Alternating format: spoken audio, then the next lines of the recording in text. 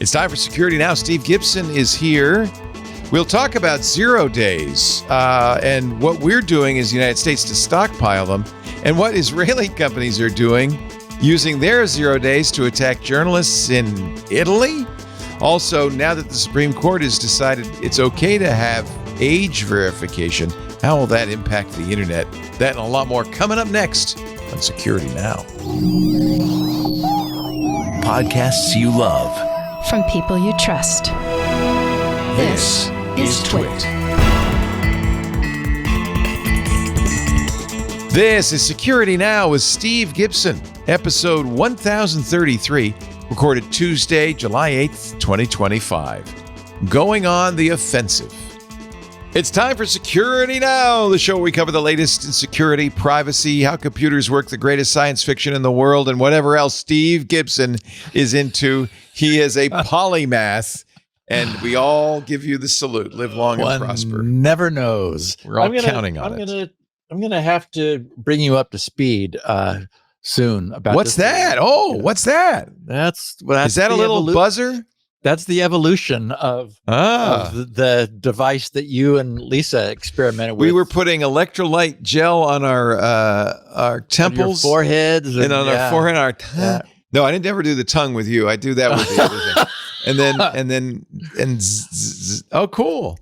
Yeah. I know Lori uses this, right, in her practice. She does. I couldn't sleep if I didn't. It's just completely resolved my insomnia. I need something to help me sleep. I've done everything under the sun. And I meant to ask you, how's the GLP-1? It's going well. We've upped the dose now to 0.5 milligrams. Is that double what you were at? Were you? Yeah, they start you on a basically inconsequential dose, and then they slowly double it up to a point. I think until things start to fall off. until you get the shakes and you can't go on.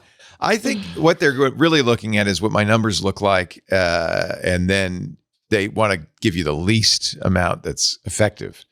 So, in fact, I'm on 0.5, and they said, before we go up, I want to see your numbers. So, yeah. I have to say, it's helped the blood glucose a lot. It's really. And do you wait 90 days between changes in order to get a month? Yeah, 4 weeks. A1C? Yeah, 4 weeks. Cool. Oh, for the A1C, no, not 90 days. So I don't know when my A1C. Yeah, it wouldn't make sense to do it more than every 90 days. So I don't know when my next A1C is. It's in a couple of months, I think. But I'm wearing one of those continuous glucose monitors, so I know exactly how I'm doing. That's very cool. Yeah. And I heard someone say that it was Calacanis, I think, who was also experimenting with one, saying that it modified his eating. Oh, it definitely does. Like when you see the consequence of what you eat on near real time. Well, it's almost like you can't eat what you used to eat. Your stomach hurts. One of the negative side effects of it is... I meant having a real-time blood glucose feedback. Oh, that, absolutely. That was Alex Lindsay talking about that. Oh, absolutely. Okay, right. That's right. Absolutely. Right. But I've worn real-time, continuous glucose monitors in the past.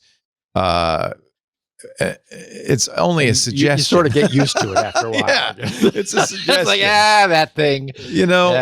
This, for me, the real problem, I'm on Ozempic, for folks who don't know. My doctor prescribed it. I'm not doing it on my own. But for me, the thing that really helps is and I think people like you and normally thin people don't understand this, but those of us who have weight problems often have this constant hunger. And sometimes people on Ozempic call it hunger noise, or, it's shouting at you pretty frequently. Oh, I'm hungry. That's gone. You don't hear the background noise anymore. So that's more than anything else, that's a huge help. You would be surprised how much I understand that. Oh, good. Because I had it, how'd you get rid of it? It was my first use. I didn't know whether it was crashing into ketosis or my first experimentations with the zapper, because I did both around the same time. Keto helps, and it changed my life. Yeah. Well, and that's why I was so reluctant. I was scared to leave keto, worried that I would resume a constant battle, and it never came back. If you could get rid of that hunger noise without being on a medication, obviously that would be far preferable. But I also am a type 2 diabetic, and so my blood sugar was going up into the danger zone. I just saw a study you'd probably be interested in this, that showed that all this excess glucose, we talked about how it's damaging. It's also damaging to the brain, and it can actually be involved in Alzheimer's. And it's one of the reasons that now they're starting to think, because they do notice that semaglutide and related drugs are lowering incidence Alzheimer's. Yeah. So I'm happy about that, because both my parents in their 90s are physically fine, but they're mentally not so good. Mom, My I mom's know. great. I mean, yeah, she's in a happy place. She doesn't remember what happened yesterday, but she remembers everything that happened in the past, and we have perfectly normal conversations. Yeah. But she's definitely diagnosed with Alzheimer's. So I would like to keep all my faculties as long as I possibly can. Oh my God! My screen blanker just. That's his light, by the way, folks. I thought I had set it up. Sometimes Google 40 hertz, 40 hertz Alzheimer's. You will be astonished by what comes up. Well, let me know when you're ready to distribute the box. Research out of MIT is astonishing. Does it break up the plaques or something like that? It reverses. Nice. Well, I'll bring it over to her and see what. Hey, Mom, just strap this to your head and see what happens here. Okay. Let's talk about what's going to be on security. We're actually here, believe it or not, folks. Yes. To do a podcast nominally about technology. Yes. Not body technology, but internet technology. I ran across an amazing, I guess you'd call it a policy paper out of a Washington, D.C. think tank, which by an ex-Google, what's the Google security group? I'm blanking on it right Project now. Zero. It's the related. It's not Project Zero. It's they have an acronym for it. Okay. We'll end up encountering it anyway. Yes. This gal Winona really knows her stuff, and I mean she organizes DEF CON conference content and so forth. Anyway, she's with the Atlantic Council, and addressed the question of what it will take for the U.S. to be effective in offensive cyber war. That is, and she's got fantastic quotes from people on the inside who like say things like, we could be effective if we were only not afraid to pull the trigger, and things like that. Anyway, the context is us versus China, of course, like the big two tech superpowers, and we know how much trouble we're getting from China. And I've often opined on the podcast, gee, I wish, I hope we're given as good as we get. Anyway, we've got some great actual factual content here to share. So I titled today's podcast number 1033. When I came home yesterday to Lori, I said, well, number 1033, the mailing is on its way out. And she just kind of shook her head. She said, 1033. I said, yeah, I know. Anyway. Amazing. And I think we're approaching our 20th birthday here. Next month, right? Yeah. Wow. Anyway, we have to do something. We got to get you a cake or something. You'll just get me a little pointy hat. I titled this one "Going on the Offensive" because that's what we're going to look at for the first time ever on this. 20 years into this podcast. August 18th is the 20th. Yeah. Nice. We have another Israeli spyware vendor surfacing. We've got the news of Windows 11 choosing to delete its restore points more quickly. Just a heads up in case anybody is like worried about that or is like depending upon them sticking around. The EU accelerating its plans to abandon Microsoft Azure. We briefly touched on that previously. Also, the EU has set a timeline for its post-quantum crypto adoption. So they're on that road now. Russia creating a massive IMEI database. What could possibly go? I'm glad I'm not living there. Canada and the UK creating a common good cyber fund. The U.S. cracking down on Bitcoin ATMs amid growing scams. We'll talk about congressional staffers no longer being allowed to use WhatsApp on government devices. LibXML2 is an open source software. The sole maintainer, very lonely. I don't think he's in Nebraska, but I think he's in Germany. Talks about the problems with, and we will, commercial use of open source software, why that doesn't really work out well and seem fair. We've got another remote code execution vulnerability in WinRAR. Have-I-Been-Pwned has just got a very cool data visualization site. We look at Sophos's analysis of how ransomware is getting into organizations. Windows offering hopefully safe, non-kernel penetrating endpoint security. And it looks like proactive age verification will be coming to porn and other sites near you, maybe far from you if you use a VPN. We'll look at what that means. Also, Canada saying bye-bye to Hikvision. Germany will be banishing DeekSeek. The whole AU may be following. And also, has Russia throttled Cloudflare? Anyway, lots of stuff to talk about before we get to what must the U.S. do to compete in global exploit acquisition, which is what this all boils down to. And Leo, I know I've got a picture of the week that's going to, if you were still on your ball, it would knock you off the ball.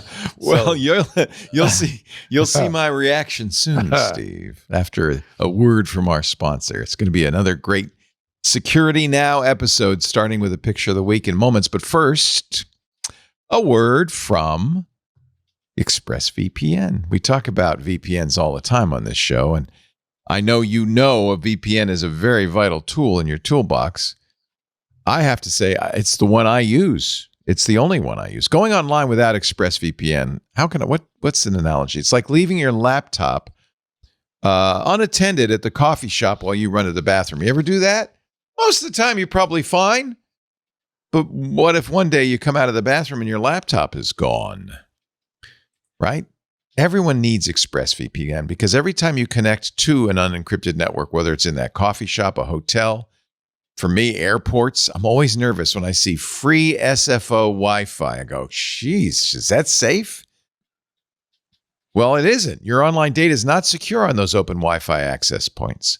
Any hacker on the same network, and that could be anybody in the terminal or the hotel or the cafe, can gain access to and steal your personal data. In fact, it's easy. It doesn't take much technical knowledge to hack someone, just some cheap hardware, widely available.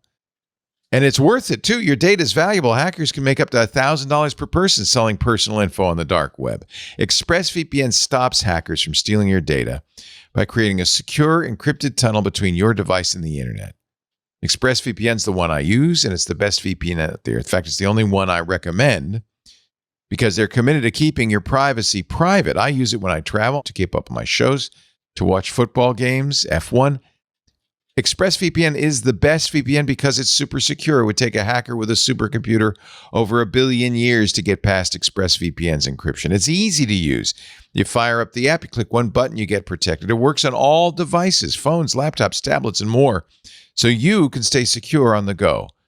Optional dedicated IP service engineered with innovative zero-knowledge design. Not even ExpressVPN can trace an IP address back to the user. It's rated number 1 by top tech reviewers like CNET and The Verge, and it's the only one I use. Secure your online data today by visiting expressvpn.com/security now. That's expressvpn.com/security now. Oh, and you can get an extra 4 months free when you buy a 2-year package. expressvpn.com/security now. All right, Steve, I am ready to scroll up, as they say. I gave this picture the caption, ad hoc signage is typically added after a need for it has occurred. Ad hoc signage. All right. I'm going to scroll up. All right. After a need for it has occurred. God, I hope not. I don't know what stimulated this one. Holy moly. All right, let me see if I can switch over the camera so everybody else can So for those who do not have video, what we have is somebody having very deliberately printed on an 8.5 by 11 sheet of paper and stuck it on the wall over the elevator call buttons, a sign. That a very reads, important sign. Yeah, it can be. Attention, please make sure elevator is there before stepping in. That's got to be a joke. It looks like it's. There it is on a marble wall, and you can see the little "in case of fire, elevators are out of service" warning below. So you have to wonder what situation occurred that caused management to get up their word processor, set up 36 point font type, and put a sign on the wall that warned people, make sure it's actually there when the doors open. Wow. One has to imagine that they opened at one point and there was no elevator present. So, make sure it's there. Yikes. I don't know how else to explain this sign, but wow. Yeah. Okay, so I have no idea why all of the major commercial spyware publishers seem to be Israeli, but that's what we see, right? It's apparent that that's the case. And it's really not a good look for Israel. I mean, I've often felt sort of self-conscious on their behalf because why? Israel is the home of Celebrite, which is that famous iPhone unlocker. The NSO Group, which sells the Pegasus spyware and has been for years and still is, a group called Quadream, which has been formed from former ex-NSO group members. They offer a spyware called Rain. We have Kangaroo, also known as Sato Tech Limited. But what brought this to the fore today was news of yet another Israeli commercial spyware vendor known as Paragon, which sells a smartphone penetration solution, which they call Graphite. I guess it's like it slicks the way in. It lets people into your phone. So this brings the total to 5 such companies, all Israeli, that we currently know about. Well, of course, we don't know what we don't know, but there's 5 we do know. In mid-June, the Citizen Lab groups, remember, they're the University of Toronto, I believe, is where they're located. They posted under the headline "Graphite caught first forensic confirmation of Paragon's iOS mercenary spyware, finds journalists targeted," was what they said. And they wrote, on April 29th, 2025, a select group of iOS users were notified by Apple that they were targeted with advanced spyware. Among the group were 2 journalists that consented for the technical analysis of their cases. The key findings from our forensic analysis of their devices, their physical phone devices, are: first, our analysis finds forensic evidence confirming with high confidence that both a prominent European journalist who requested anonymity and an Italian journalist, Ciro Pellegrino, were targeted with Paragon's Graphite mercenary spyware. They said, second, we identify an indicator linking both cases to the same Paragon operator. Actually, it's an IP address, as we'll see. And then third, Apple confirms to us that the zero-click attack deployed in these cases was mitigated as of iOS 18.3.1 and has assigned the vulnerability CVE 2025-43200. They said, our analysis is ongoing. So some of the interesting revelations from their posting include, they wrote, we analyzed Apple devices belonging to a prominent European journalist who's requested to remain anonymous. On April 29th, 2025, this journalist received an Apple notification and sought technical assistance. Our forensic analysis concluded that one of the journalists' devices was compromised with Paragon's graphite spyware in January and early February 2025 while running iOS 18.2.1.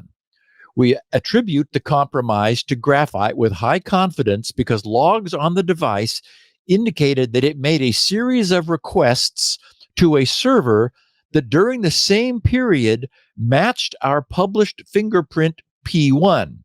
We linked this fingerprint to Paragon's graphite spyware with high confidence. Graphite spyware server contacted by the journalist's device was at https://43.183.184.91. The server appears to have been rented from VPS provider EDIS Global. The server remained online and continued to match fingerprint P1 until at least April 12th of 2025. We identified an iMessage account present in the device logs around the same time as the phone was communicating with the Paragon server at 46.183.184.91. We redact the account and refer to it as Attacker 1. Based on our forensic analysis, we conclude that this account was used to deploy Paragon's graphite spyware using a sophisticated iMessage zero-click attack. We believe that this infection would not have been visible to the target. Apple confirms to us that the zero-click attack deployed here was mitigated as of iOS 18.3.1 and has assigned CVE 2025-43200 to this zero-day vulnerability. Now, I want everybody to keep in mind, we're talking about a zero-day vulnerability that Apple did not know about, that this group, this Paragon group, used. Because at the end of this podcast, we're going to be talking all about zero-day vulnerabilities, which is what it turns out everything today comes down to in the field of offensive cyber war. It's 0 days, period. They wrote, Ciro Pellegrino is a journalist. This is another guy, and head of the Naples newsroom at fanpage.it, where he has reported on numerous high-profile cases. On April 29th, 2025, Mr. Pellegrino received an Apple notification and sought our technical assistance. We analyzed artifacts from Mr. Pellegrino's iPhone and determined with high confidence that it was targeted with Paragon's graphite spyware. Our analysis of the device's logs revealed the presence of the same Attacker 1 iMessage account used to target the journalist from the first case, which we associate with a graphite zero-click infection. It is standard for each customer of a mercenary spyware company, and it's interesting that they're using these terms, we'll see in a second where they got that term, to have its own dedicated infrastructure. Again, it's standard for each customer of a mercenary spyware company, right? So we're talking about that they used somebody used Paragon's spyware, purchased it from Paragon, set up an infrastructure which they then used with the spyware in order to do the spyware's business. I think it's often the case that the company you buy it from does the infrastructure. I know that's the case with Pegasus. Okay. Because they want to control the zero day. That is true. And we've talked about that in the past. They don't want just anybody letting this thing loose because this 0 day is so vulnerable to them that they want to keep it under control. So in this case, they're writing, and maybe they know more than we do, but they said it is standard for each customer of a mercenary spyware company to have its own dedicated infrastructure. They said, thus we believe that the Attacker 1 account would be used exclusively by a single graphite customer or operator. Now, that could, again, be a division of Paragon, as you say, Leo. They said, and we conclude that this customer targeted both individuals. So a single person targeting both. That would now, make Leo, sense because you don't want your customers to interact with each other either, right? They should all be on a separate channel. Now, can you explain to me why some journalist is worth this? I mean, it depends what he's exposing, high-profile cases. He's in Naples. Could be maybe he was writing about the mafia. I don't know. There's a lot of organized crime in Naples. Okay. Who knows? It was obviously to me it seems like usually these are nation states, right? Using these tools. Yeah. But we do often hear that activists and journalists and do-gooders of various ilk that's the problem. Are the targets of these. It's not just spy versus spy. Yeah. Okay, so their use of the term, I thought, mercenary, was interesting. Turns out it's the official Apple term, which Apple uses in their formal threat notifications when they are informing targeted individuals. I have a screenshot of their redacted Apple notification, which these journalists received. And it says, it's got the little Wi-Fi antenna at the top, and it's very clear. Threat notification, is make sure the elevator is there before you threat notification, and it's dated 29/04/25 at 14:03, and it says alert in all caps. Apple detected a targeted mercenary spyware attack against your iPhone. Apple sent the following threat notification via email to, which they have redacted, and via iMessage to, which they redacted. We also sent a short notification to the recovery addresses associated with your account. So these guys identified a total of 7 Italians who've received, and they're, to your point, Leo, apparently they're frisky Italians, who've received notifications either from Apple or WhatsApp. So this Paragon group is definitely now on the map and active as another source of Israeli spyware. Well, now I may be thinking it's the Italian government, right? Okay. Yeah, they might have been writing exposés on the corrupt Italian government. Wow. Okay. Then a few weeks later, the publication Security Week wrote, Meta-owned WhatsApp told Security Week that a recent free type vulnerability flagged as potentially exploited at the time of disclosure has been linked to an exploit of Israeli surveillance solutions provider Paragon. So now they're calling Paragon an Israeli surveillance solution. In mid-March, good, because that's what they are. Yeah, that's naming it as it is. Yeah, that's right. If you could pay the price, you get to surveil pretty much anybody you want to.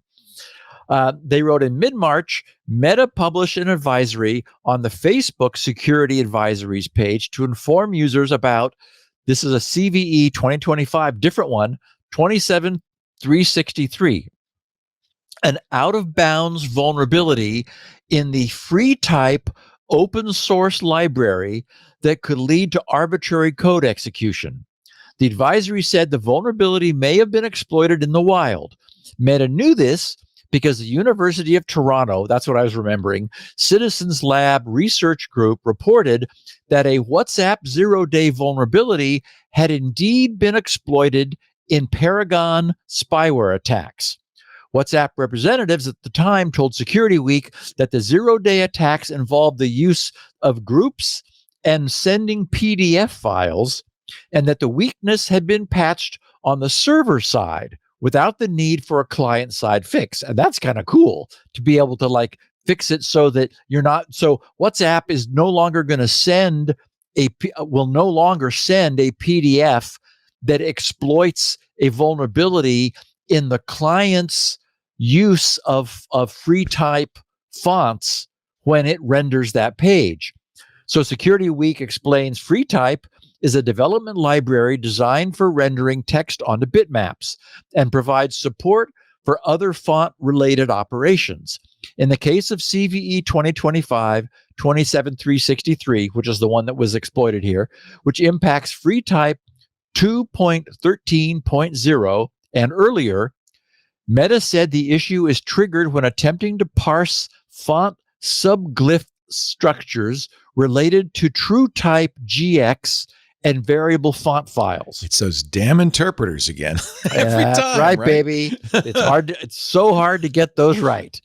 You're right, every time. Meta's advisory explains the vulnerability code assigns, the vulnerable code, get this, assigns a signed short value to an unsigned long and then adds a static value, causing it to wrap around and allocate an undersized heap buffer. The code then writes up to 6 signed long integers out of bounds relative to this buffer, which can permit the execution of arbitrary code. It's a buffer overflow, baby. The way it happens. Yep. Citizen Lab wrote that Paragon is known for developing sophisticated exploits that do not require any interaction from the targeted user, right? So they send your phone an iMessage, or they send you a WhatsApp PDF, and you don't have to do anything. Zero click. Your end. Yeah. 0 click. And your phone is compromised. Unbelievable. They found indications that the company was until recently able to hack up-to-date iPhones, and that their spyware has been used in countries including Australia, Canada, Denmark, Italy, Cyprus, Singapore, and Israel. So Pellegrino, the journalist who this attacked, was also, his editor-in-chief was also attacked with the same spyware. The newspaper they work for is known for its investigative journalism critical of the Italian government, including exposing connections between the youth ring of Prime Minister Giorgia Meloni's party and neo-Nazi activities. The Italian government denied ordering the surveillance of the journalists, although the head of Italian intelligence said, yeah, well, we use Paragon spyware, but merely to monitor migrant rights activists. So I think it's pretty safe to say, this is why they were targeted. They were investigating the government. And by the way, these companies like Paragon and Pegasus they say, well, we only sell to responsible governments, not known for their human rights violations. Like Italy, maybe. Unbelievable. Well, and again, like, did they want to get dirt on these guys so they blackmail them into silence? I mean, I guess I don't understand what having your phone hacked by the government because you're like, are they going to delete your article before you publish it? Pellegrino says his phone contains sensitive personal data, medical records, and confidential journalistic sources. That's what they're going after. Okay, that's yes, because protecting your sources is your lifeblood for a journalist. Right. And so if you can't do that, no one's going to talk to you. And every government feels justified in saying, well, we're just trying to track down these leaks. We don't want any leaks. So, and the journalist is never going to say. Well, we saw our own government go apeshit a few months ago when someone questioned whether the bombing of the Iranian nuclear facilities was as devastating as it was initially claimed. Somehow someone said it wasn't. It was like, oh, we got to find that guy. So I would be shocked if the U.S. intelligence agencies don't also use Paragon spyware. Well, I'm sure a customer. Yeah, I think probably all 5 of we're probably buying it from all the companies. And so God bless Apple for patching these every time they find them and for setting those alerts out. That's huge, right? Well, and this is that lockdown mode, which is not fun to use because suddenly it's, you don't get balloons exploding on your birthday and all this random nonsense. But is lockdown mode sufficient to stop these zero-click attacks? I don't know. It does what it can. Wow. Yeah. Unbelievable. The world we live in today, Leo. Let's take a break, and then we're going to talk about, I have got a bunch of little quickie bits of news that I think everyone's going to find interesting. I'm always up for a quickie. Let's talk about bits of news. Did I meant that. I did say little bits too. Yeah. Our show today brought to you by Melissa, the trusted data quality expert since 1985. We love Melissa. Melissa's address validation app. This is cool. So if you use Shopify, their address validation app is available for merchants. It's in the Shopify App Store. All right. Which means you can enhance your business's fulfillment and, of course, keep customers happy using Melissa. Why? Well, Melissa offers enhanced address correction. So you can cleanse data, you can fix data, you can even fix data as your customer is entering it to make sure those bad addresses don't get in your database in the first place. And Melissa standardizes addresses in more than 240 countries and territories. Melissa will add missing components, postal codes, for instance, and ensure compliance with local formatting rules. They know them all in every country. Melissa's address engine is certified by leading postal authorities worldwide. Oh, and I love this. The smart alerts will warn in real time if there's a potential issue with a shipping address. So the customer sees that. It pops up saying, is that, did you get that right? And the customer can then, before the order is even processed, update that information so that is going to be deliverable. So you don't send stuff into, thin air. Now, a business of any size will benefit, of course, from Melissa, and they offer price points for every size business. But their data quality expertise goes a lot farther than just data validation. There's data cleansing and validation, and fields like healthcare, for instance. Your physicians, your hospitals, 2 to 4% of the contact data they have becomes outdated every month. Millions of patient records in motion demand precision, which only Melissa can deliver. Slight variations in addresses or misspelled names can cause duplication and fragmentation errors, as well as in the healthcare industry. You don't want misidentification or lost records. Data inconsistencies can delay treatments, introduce errors in care delivery, complicate the billing process. This is a pretty important area. Melissa's data enrichment services remove that gap. By using Melissa's enrichment as part of their data management strategy, healthcare organizations build a more comprehensive view of each patient, which supports continuity of care, timely follow-up, make sure the right medications go in the right bottle to the right person, and all of that.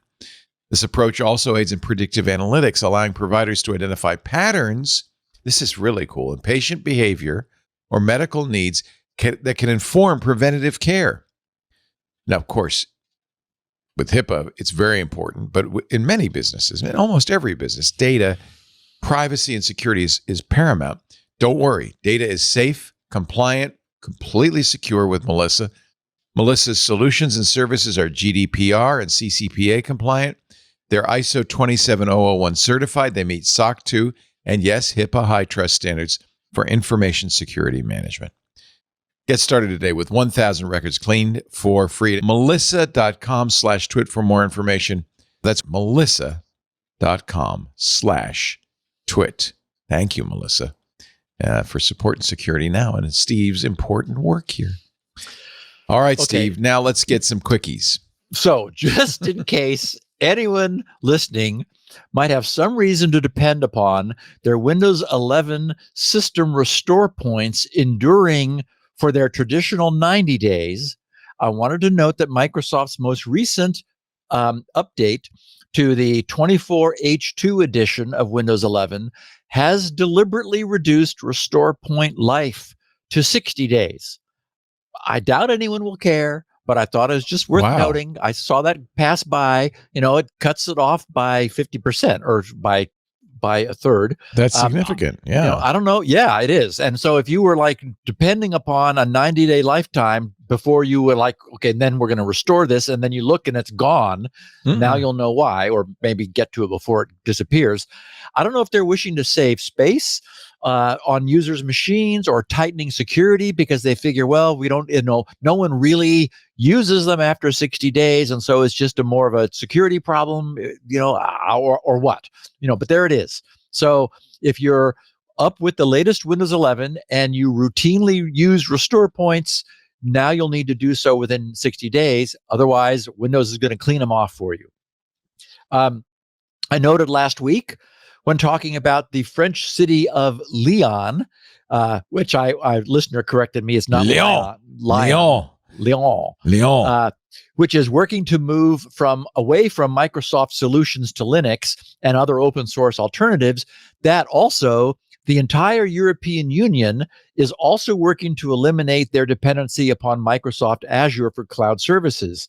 Since then, it's come to light that they're looking at that they've almost closed the deal with the French company OVH Cloud. They're now in what's considered advanced talks to dot the I's.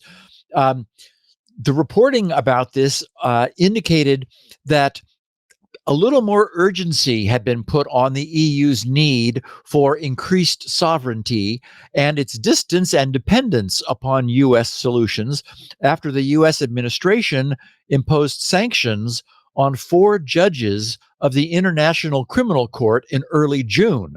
So early a month ago. One result of those sanctions was that those judges had their Microsoft accounts closed. Just bang, sorry, goodbye. So the EU will be working to provide alternative services that are no longer subject to the prevailing policies and politics of the US. And so, that's probably for the better for the EU. They want to be more independent, and so they're going to work out how to do that. Also, on the EU, they've published their post-quantum cryptography roadmap. This instructs EU member states that they need to begin transitioning all of their systems everywhere to post-quantum crypto by the end of 2027. For all high-risk systems, such as critical infrastructure, this transition should be finished by the end of 2030. So essentially, 4.5 years from now, anything considered high-risk critical infrastructure can no longer be solely dependent upon pre-quantum crypto. You could do things like Signal did, where you use a hybrid, which is, belt and suspenders. Why not have both a pre and a post crypto and require that both be useful so that if either are broken, you're still able to rely on the other. Anyway, for the less mission-critical systems, another 5 years are available. States should have finished the migration of as many systems as feasible, is the way it was put, by the end of 2035. So 9.5 years from now, here we are mid-2025, for non-mission critical, non-critical infrastructure, and 4.5 years before all EU member states have to no longer solely depend upon pre-quantum crypto. And overall, this entire pre and post-quantum crypto move, in my opinion, has been handled with remarkable planning and grace. We have the new algorithms, which continue to be tested and stress tested, and now they're being rolled out. We've already found some problems early on with a couple, and they've been strengthened or in some cases abandoned. Academia has had plenty of time to pound on them and vet them. We're all seeing our own protocols are beginning to adopt them. We've updated the underlying protocols like TLS, for example, to be able to smoothly accommodate the evolution, the retirement, and the introduction of anything new that may be required today and going forward. All indications are that just as we I'm sorry, just as we're present during the original design and birth of the internet, it feels like a bunch of very smart people got together to carefully define and establish these next steps in the evolution of the world's networking and security. And I mean, it's just gone beautifully. Now, of course, this all gets spoiled if someone has some massive quantum computing breakthrough immediately. But I think we're up to factoring, was it we're a ways off 7-bit numbers? Yeah. So we're safe because we got to get to 4,096 before we start having a problem. I don't know. IBM and Microsoft both think they're getting close. So although, yes, and these things can tend to go exponential. Yeah. So, but anyway, I'm just, as you stand back and you look at this has just been like somewhere amid all the chaos that we typically see in our industry, where we're talking about, Cisco having monthly 9.8 and 10.0, remote execution vulnerabilities, and just this catastrophe of being unable to get Salt Typhoon out of our systems.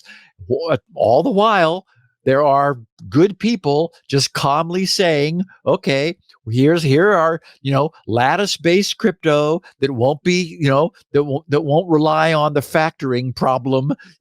So that's probably not going to be, collapsing in the face of quantum computing. And so here's how we do that. And here's the timeline. And we need to update our underlying protocols in order to be able to smoothly, begin using these without having any interruption at any point. All of this is happening. And it's just like, somewhere there are adults who are somewhere. I don't know where, but they're doing a good job. Yeah, it's great. That old challenge, remember, of why do you care about privacy if you have nothing to hide? It's receiving a stress test in Russia with the government's recent announcement of their plan to create a single national database of IMEI numbers. Oh, wow. Talk about Big Brother. The Russian Ministry of Digital Affairs says the database will be used, this is, of course, the way it starts, right, to combat financial fraud. Banning IMEI codes will allow authorities to block individual devices from mobile networks even after fraudsters change phone numbers. Of course, that's the story. Just as you were saying, Leo, governments talk about their use of surveillance only for, legitimate instances. Yes. And then journalists are, who you would think have rights to privacy, have this crap on their phones. As we know, the IMEI numbers indelibly identify physical mobile phone handsets. They are the approximate equivalent of the globally unique MAC addresses that are assigned to every Ethernet NIC to identify and differentiate it from any other.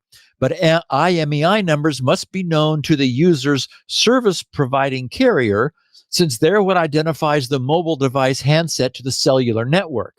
This means that they're never really secret or private, but needing to subpoena individual carriers on a per subscriber basis would be far less convenient than simply requiring every carrier to provide an exhaustive dump of their entire current subscriber IMEI database, and then require them to notify the Russian Ministry of Digital Affairs of any changes to that data over time.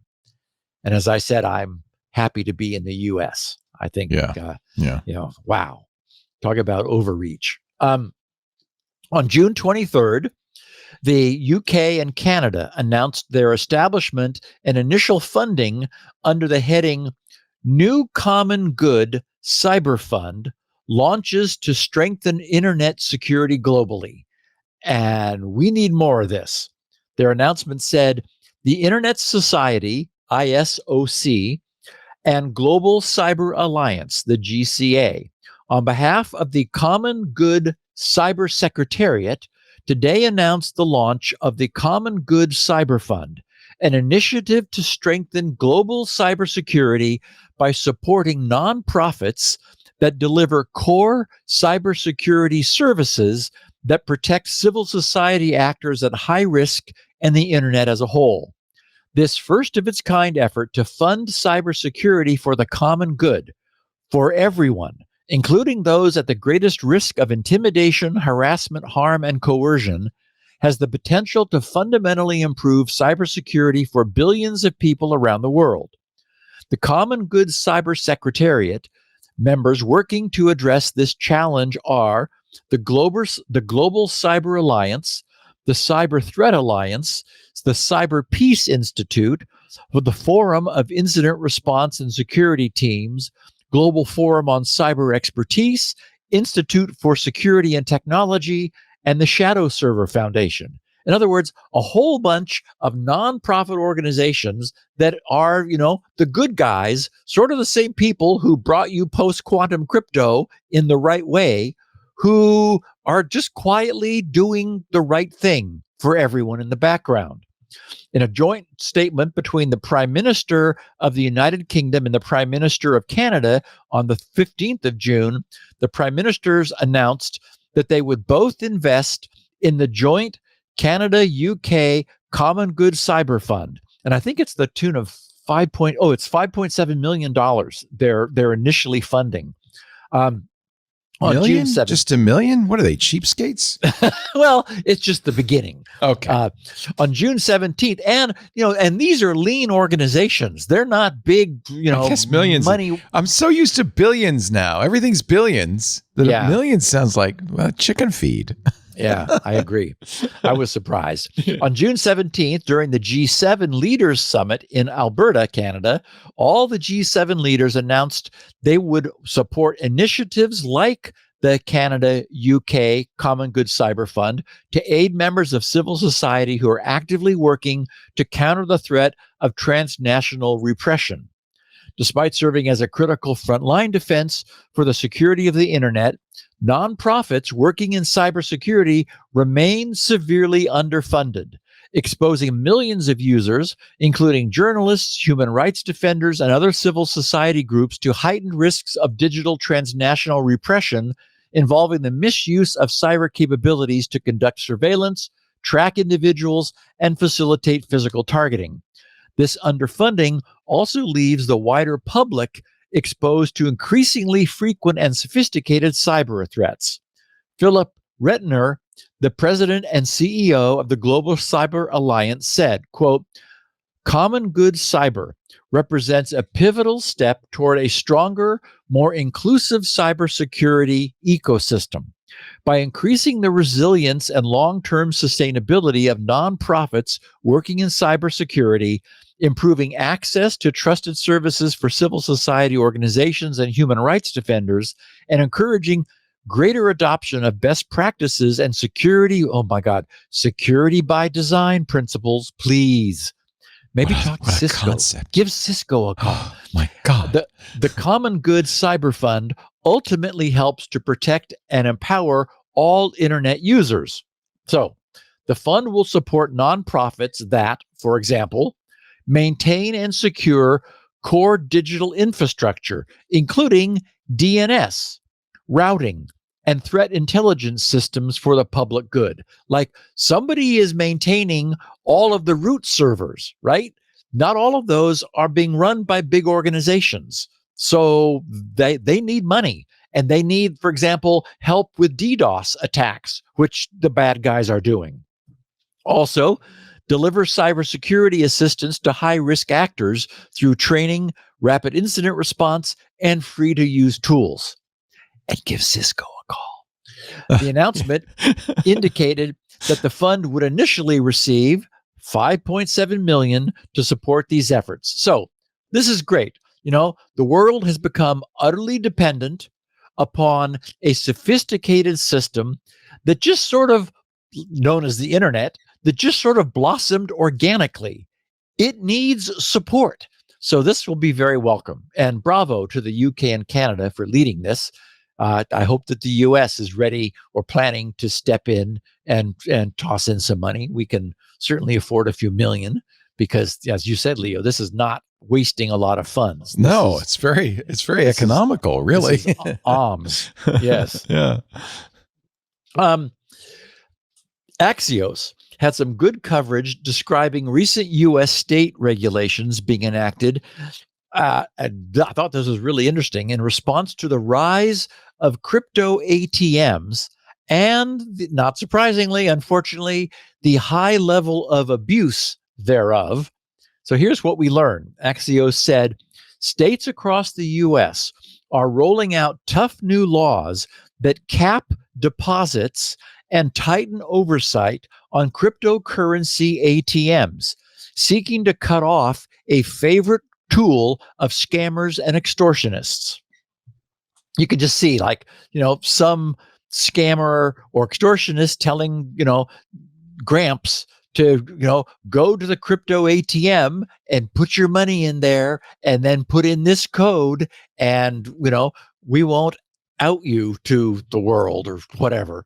Anyway, these crypto ATMs, they write, kiosks, are the easiest way for ordinary people to turn cash into crypto, and their use by fraudsters has surged, to no one's surprise, over the last few years, especially with scams targeting older Americans. What? Crypto? What's that? Where do I get crypto? Well, you just go to this ATM. These are popular tools, they write, of scammers because cryptocurrency provides criminals with a way to receive money that a third party cannot roll back. These kiosks have popped up all over the country, and over the last few years, scammers have increasingly utilized them in all manners of schemes. And Leo, wait till you hear why they popped up. Oh boy, they're making the poppers some money here. Oh boy. Yeah. Axios wrote, last September, the FTC reported that fraud losses specifically involving crypto kiosks jumped nearly 10x from 2020 to 2023. The FBI reported $247 million in losses. Okay, so $250 million. Why can't the cyber do-gooder guys get that money? That would be some money instead of, 5.7 million. Let's give them the crypto kiosk loss to $247 million. Wow. In losses tied to the kiosks in 2024, with a 99% increase in complaints from the year before. I put my money in and nothing came out. Yeah, that's right. Schemes have particularly impacted older Americans. Both the FTC and the FBI warn people 60 and over were more than 3 times as likely as younger adults to report a loss using a crypto kiosk. States taking action include Illinois. The state legislature sent a bill to Governor J.B. Pritzker in early June, who had called for legislation to address the issue earlier in the year. Among other things, the law would require crypto ATM operators to include details on every receipt, such as the blockchain address where funds were sent. That would help law enforcement with any future fraud investigation. Other states have taken similar actions. Vermont passed a law in May. One thing it does is put a daily limit on usage for these machines to throttle how much criminals can gouge their victims. Nebraska stamped a new law in March that establishes a licensing system for crypto ATM operators. Nebraska has been eager to bring crypto business to the state, but they want it to be under license. Arizona, which also enacted a Bitcoin reserve fund, established a law in May that requires funds on fraudulently induced that requires refunds on fraudulently induced transactions.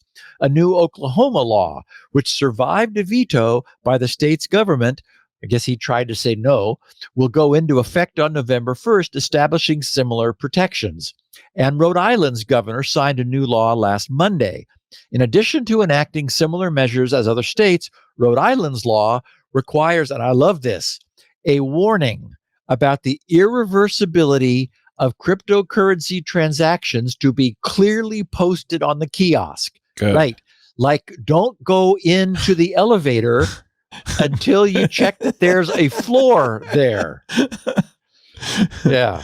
So, put it like, I've always said that enterprises that have problems with employees not understanding that their use of the company computer is not private just need to post a sign across the top of the monitor.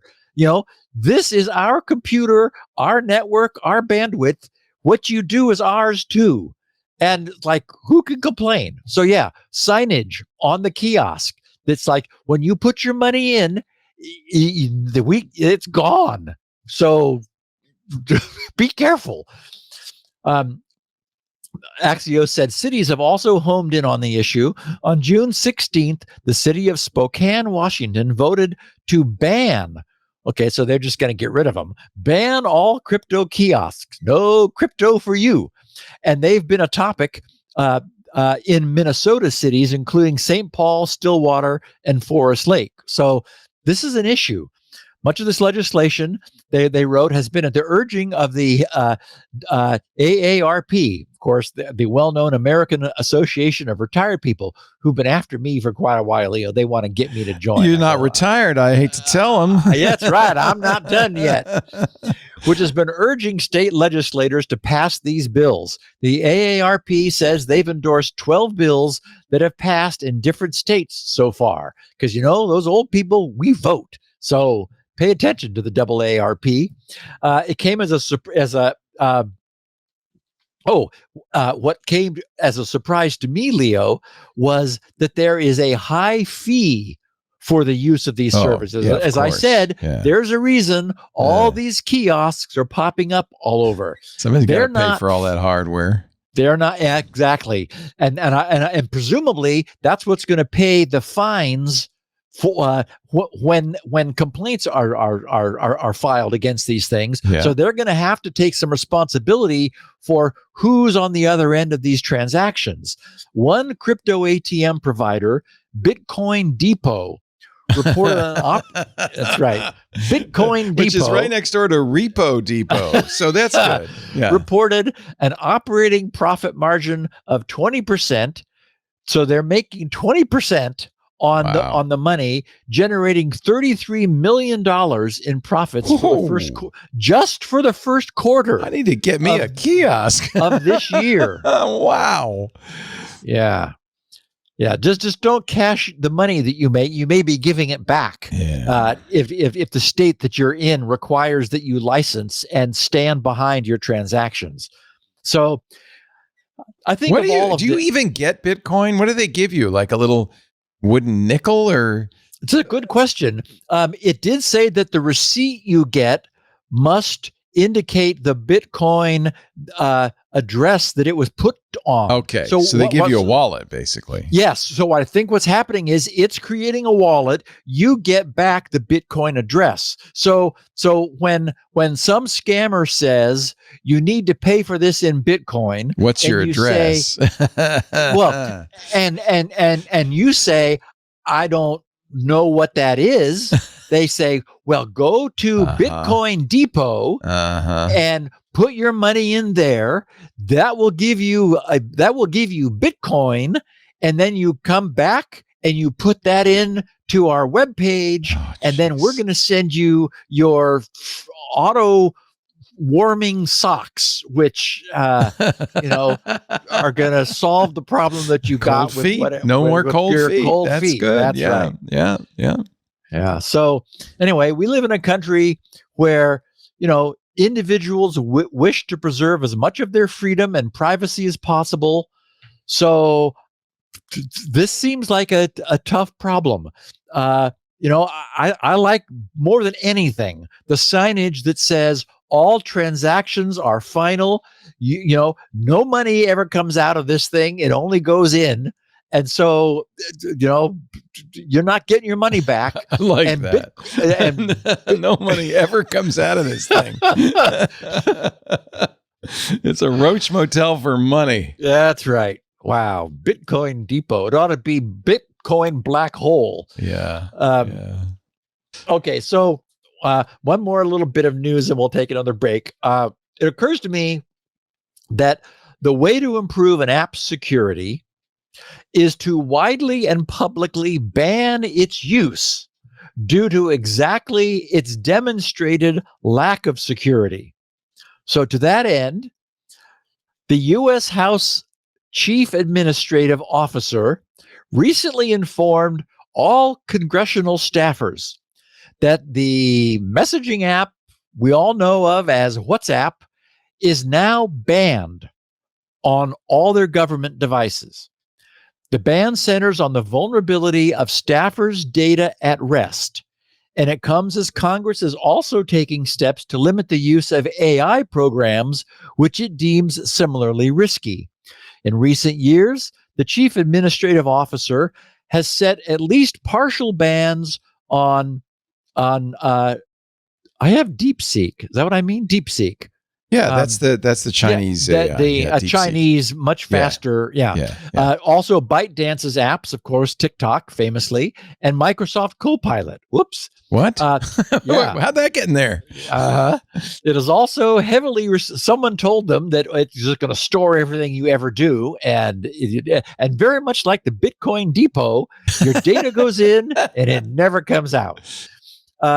It's also heavily restricted staffers' use of ChatGPT, instructing offices to only use the paid version, ChatGPT Plus, which, okay.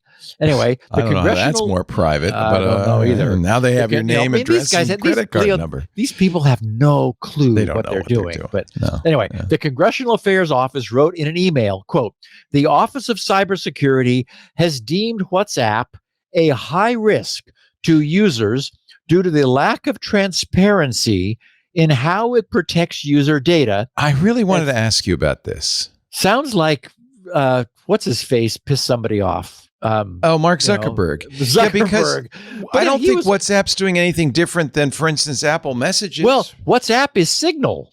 Right. But so here's the problem with WhatsApp that we know, because it happened to Corey Lewandowski, is that if you back up WhatsApp, it backs up the data in the clear. So so it would go up to iCloud account. Yep. And then there was a subpoena and they got it from the iCloud account. But that's true of a lot of messaging apps, including the one they recommended, Apple's Messages. We know it's true of iMessage unless you turn on advanced data protection. Right. So they're recommending something that does the same thing. Yes, it's so the issue is reportedly WhatsApp's lack of on-device encryption, which is exactly what you're saying, that the data on the device is in the clear, not kept encrypted by the app. It's in the clear and then subject to backup and subpoena. So is that an unusual behavior? I mean, I thought that was the problem, is if somebody has access to your phone, they have access to your messaging no matter what you do in transit. It's true, but messages WhatsApp stored encrypted? On the phone, it is stored encrypted. And so it's not in the clear. I mean, on the iPhone is so locked down. It's all in. It encrypts it on the fly in the pipe to the drive, right, and then decrypts it on the fly on the way out. Right. So Apple has to. I mean, Apple does have a key that encrypts people's iCloud data, but the point is they have the key. When you which is the same for WhatsApp. Yeah, although maybe WhatsApp is not encrypting on the device. The reporting said that does not have on-device encrypted, and the CAO, the Congressional Affairs Office, said that Microsoft Teams, Wicker, Signal, iMessage, and FaceTime are acceptable alternatives to WhatsApp. But I don't know if they're doing anything differently. Yeah, I mean, I don't know. It would have to have someone take a look at it forensically and see. And right, again, because Apple's not telling. And as I said, if in fact WhatsApp is not doing it, then they should. I can tell you for sure that Apple is. I mean, if I can see the messages on the screen, at some point they're unencrypted on the device. Yes, well. But we don't know if they're unencrypted stored on the device or when displayed. But we know that we know. But I can scroll through old messages and they're all there. You think it's unencrypting them on the fly? Sure, could be. Okay. Yeah. So just to finish this, to share the other side of this, Andy Stone, a spokesperson for Meta, said in a statement to Axios, who covered this story, quote, "We disagree with the House Chief Administrative Officer's characterization in the strongest possible terms. We know members and their staffs regularly use WhatsApp, and we look forward to ensuring members of the House can join their Senate counterparts in doing so officially. Messages on WhatsApp are end-to-end encrypted by default. We know that because they're using the Signal protocol, meaning only the recipients and not even WhatsApp can see them. But that doesn't address the issue." He says this is a higher level of security than most of the apps on the CAO's approved list that do not offer that protection. So Apple says that your messages are encrypted until you enter in your code, till the device is unlocked. Unlocking the device is the process of unencrypting what's on the device. Backing your device up to iCloud. Right. We know. But then they have the keys. Right. Yeah. Right. Okay. So maybe it is, maybe WhatsApp is less safe. Early in our password manager days, there were issues with password managers that we were, like, I don't even remember them, like ones we never recommended. They're long gone now, Steve. Yeah. Where they, like somebody would discover the file and there was all your passwords. It's like, wait a minute, you're telling me you're not keeping this encrypted on? No, we decrypt it on your system when you log in. Exactly. And then we re-encrypt it when it's like, wait a minute, that's not safe. Somebody but nowadays, machines are so fast that you can decrypt and encrypt on the fly. Right. So or incrementally decrypt individual entries. Right. Yeah. Okay. Break time. Then we've got an interesting story about the collision of commercial use of open source software and remembering XKCD's famous cartoon of the lonely guy in Nebraska. Right. Incidentally, you are not freezing. I don't know if anybody's seen a freeze, but I haven't seen a freeze. Fantastic. So that's good news. Yes, that means a restart of the cable modem did the trick. Yeah, that or maybe it just was freezing at the beginning and then once it got settled in. I don't know. Okay. We don't know. Okay. Happiness. But knock on wood. Yay. I don't have any. I have Formica. All I have is Formica as well.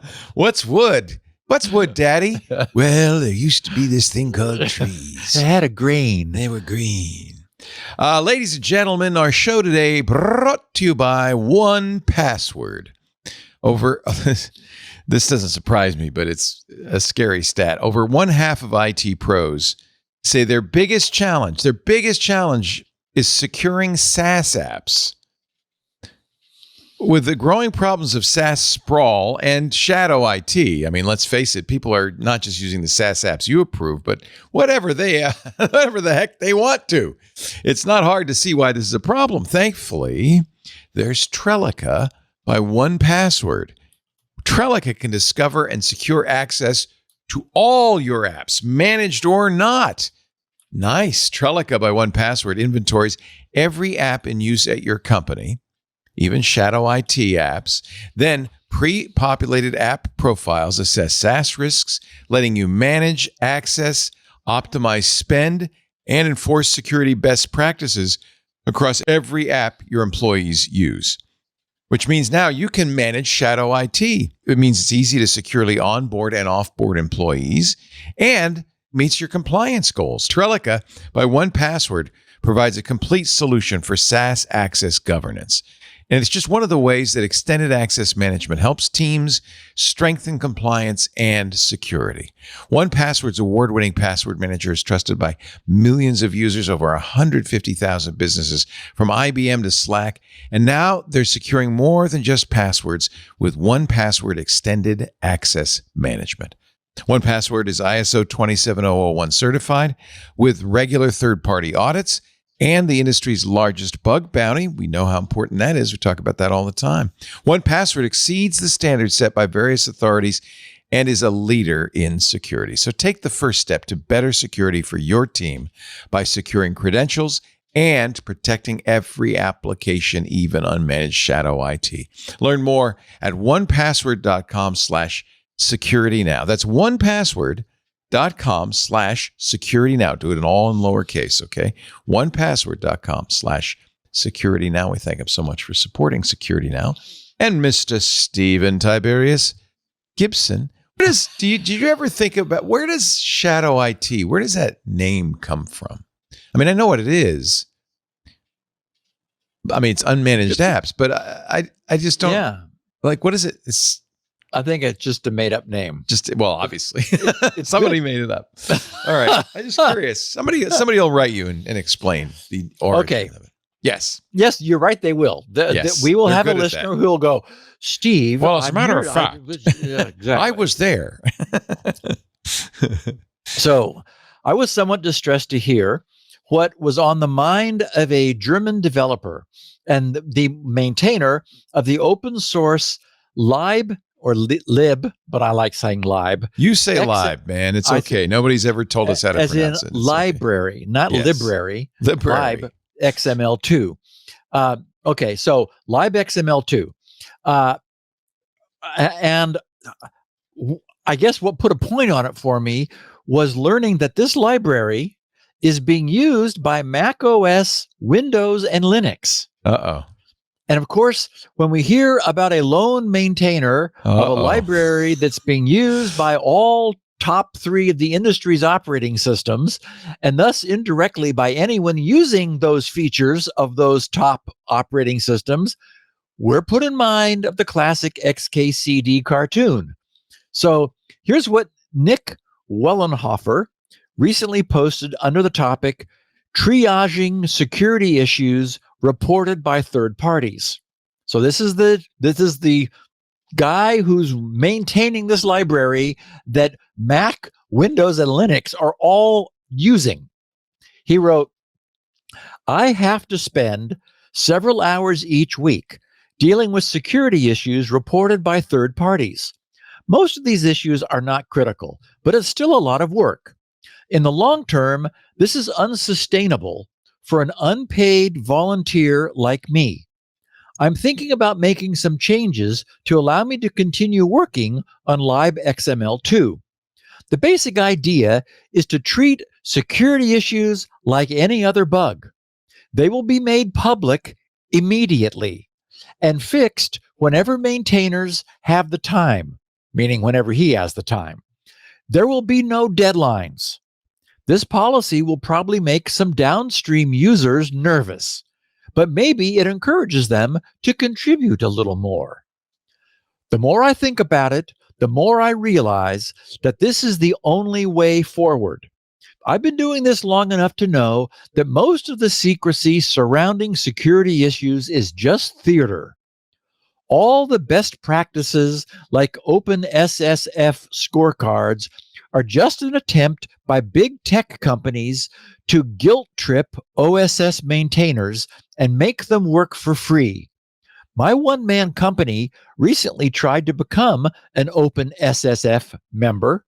You have to become a Linux Foundation member first, which costs at least $10,000 per year. These organizations are very exclusive clubs and anything but open. It's about time to call them and their backers out. In the long run, putting such demands on open source software maintainers without compensating them is detrimental. I just stepped down as lib XSLT maintainer, and it's unlikely that this project will ever be maintained again. It's even more unlikely with Google Project Zero, the best white hat security researchers money can buy, breathing down the necks of volunteers. So he posted that over and on GitHub, and that was his issue opening posting, which evoked a thoughtful reply from Red Hat's Michael Catazzaro, who is the who's on the GNOME release team, the Fedora Workstation Working Group, and the desktop team at Red Hat. So somebody to listen to. Michael's reply was, problem is, many of these bugs will actually be exploited in the wild if we do this, both in targeted attacks against specific disfavored individuals and mass attacks against vulnerable populations like Uyghurs. So he had 3 points. He said, I agree that reducing the disclosure deadline for libxml2 vulnerabilities might be strategic, at least for the time being. But there's a cost. Downstream vendors might stop reporting bugs here, which is probably worse than the status quo. If you want to do this, then I suggest applying a short disclosure deadline of 14 days rather than 0 days. It might not even be necessary to make any changes to the disclosure deadlines at all. Please take a few days to think about what you prefer. Since you are the only active maintainer, I will follow whatever you decide. Second, he wrote, if you're burning out, then one option worth considering is to reduce your focus. For example, you might consider focusing on triaging issue reports, reviewing merge requests, and optimistically mentoring new maintainers, rather than trying to fix security issues yourself. It's unreasonable to expect you to handle every problem alone, and it's time for downstream vendors to step up if desired. Many extremely wealthy corporations have a stake in fixing libxml2 security issues, and they should help out by becoming upstream maintainers. If nobody else wants to help maintain libxml2, then the consequence is security issues will surely reach the disclosure deadline, whatever it is set to, and become public before they are fixed. This is not your fault.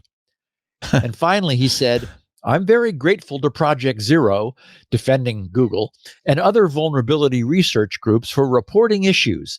Their reports are invariably excellent, and we should encourage them to continue reporting vulnerabilities as quickly as they can find them. Warning us that problems exist is not a problem. That said, Project Zero has notably reported 0 security vulnerabilities in libxml2 since the start of the year. They have reported 3 vulnerabilities in libxslt. And Nick, the original poster and maintainer of this, answered Michael's reply, writing, the point is that libxml2 never had the quality to be used in mainstream browsers or operating systems to begin with. It all started when Apple made libxml2 a core component of all their OSs. Then Google followed suit, and now even Microsoft is using libxml2 in their OS outside of Edge. This should have never happened. Originally, it was kind of a growth hack, but now these companies make billions of profits and refuse to pay back their technical debt, either by switching to better solutions, developing their own, or by trying to improve libxml2. The behavior of these companies is irresponsible. Even if they claim otherwise, they don't care about the security and privacy of their users. They only try to fix symptoms. I'm not playing a part in this game anymore, he writes. It would be better for the health of this project if these companies stopped using it. I'm thinking about adding the following disclaimer. And he writes, quote, this is open source software written by hobbyists, maintained by a single volunteer, badly tested, written in a memory unsafe language, and full of security bugs. It is foolish to use this software to process untrusted data. As such, we treat security issues like any other bug. Each security report we receive will be made public immediately and won't be prioritized. Unquote. That's like the sign on the Bitcoin kiosk. And then he finishes, most core parts of libxml2, he writes, should be covered by Google's or other bug bounty programs already. The rest of the code isn't as security critical. I don't care if I don't receive security reports as early as possible. Most issues should be easily fixable by anyone. As soon as a patch is available, my job is done. I won't embargo security issues until a release is made. The only time you really want to embargo are on non-trivial issues that take longer to fix. I can live with that risk. Regarding Michael's bullet points, he says, I'd love to mentor new maintainers, but there simply aren't any candidates. I'm not burning out. Thanks for asking. So earlier, I was admiring with some awe the graceful way our industry has been managing the growing threat of quantum computing, which has the potential to overturn our well-established public key crypto systems. That's in the sharpest possible contrast to the sad and arguably pathetic mess the same industry has made of the open source model. XKCD's famous teetering tower is so poignant exactly because it's so true.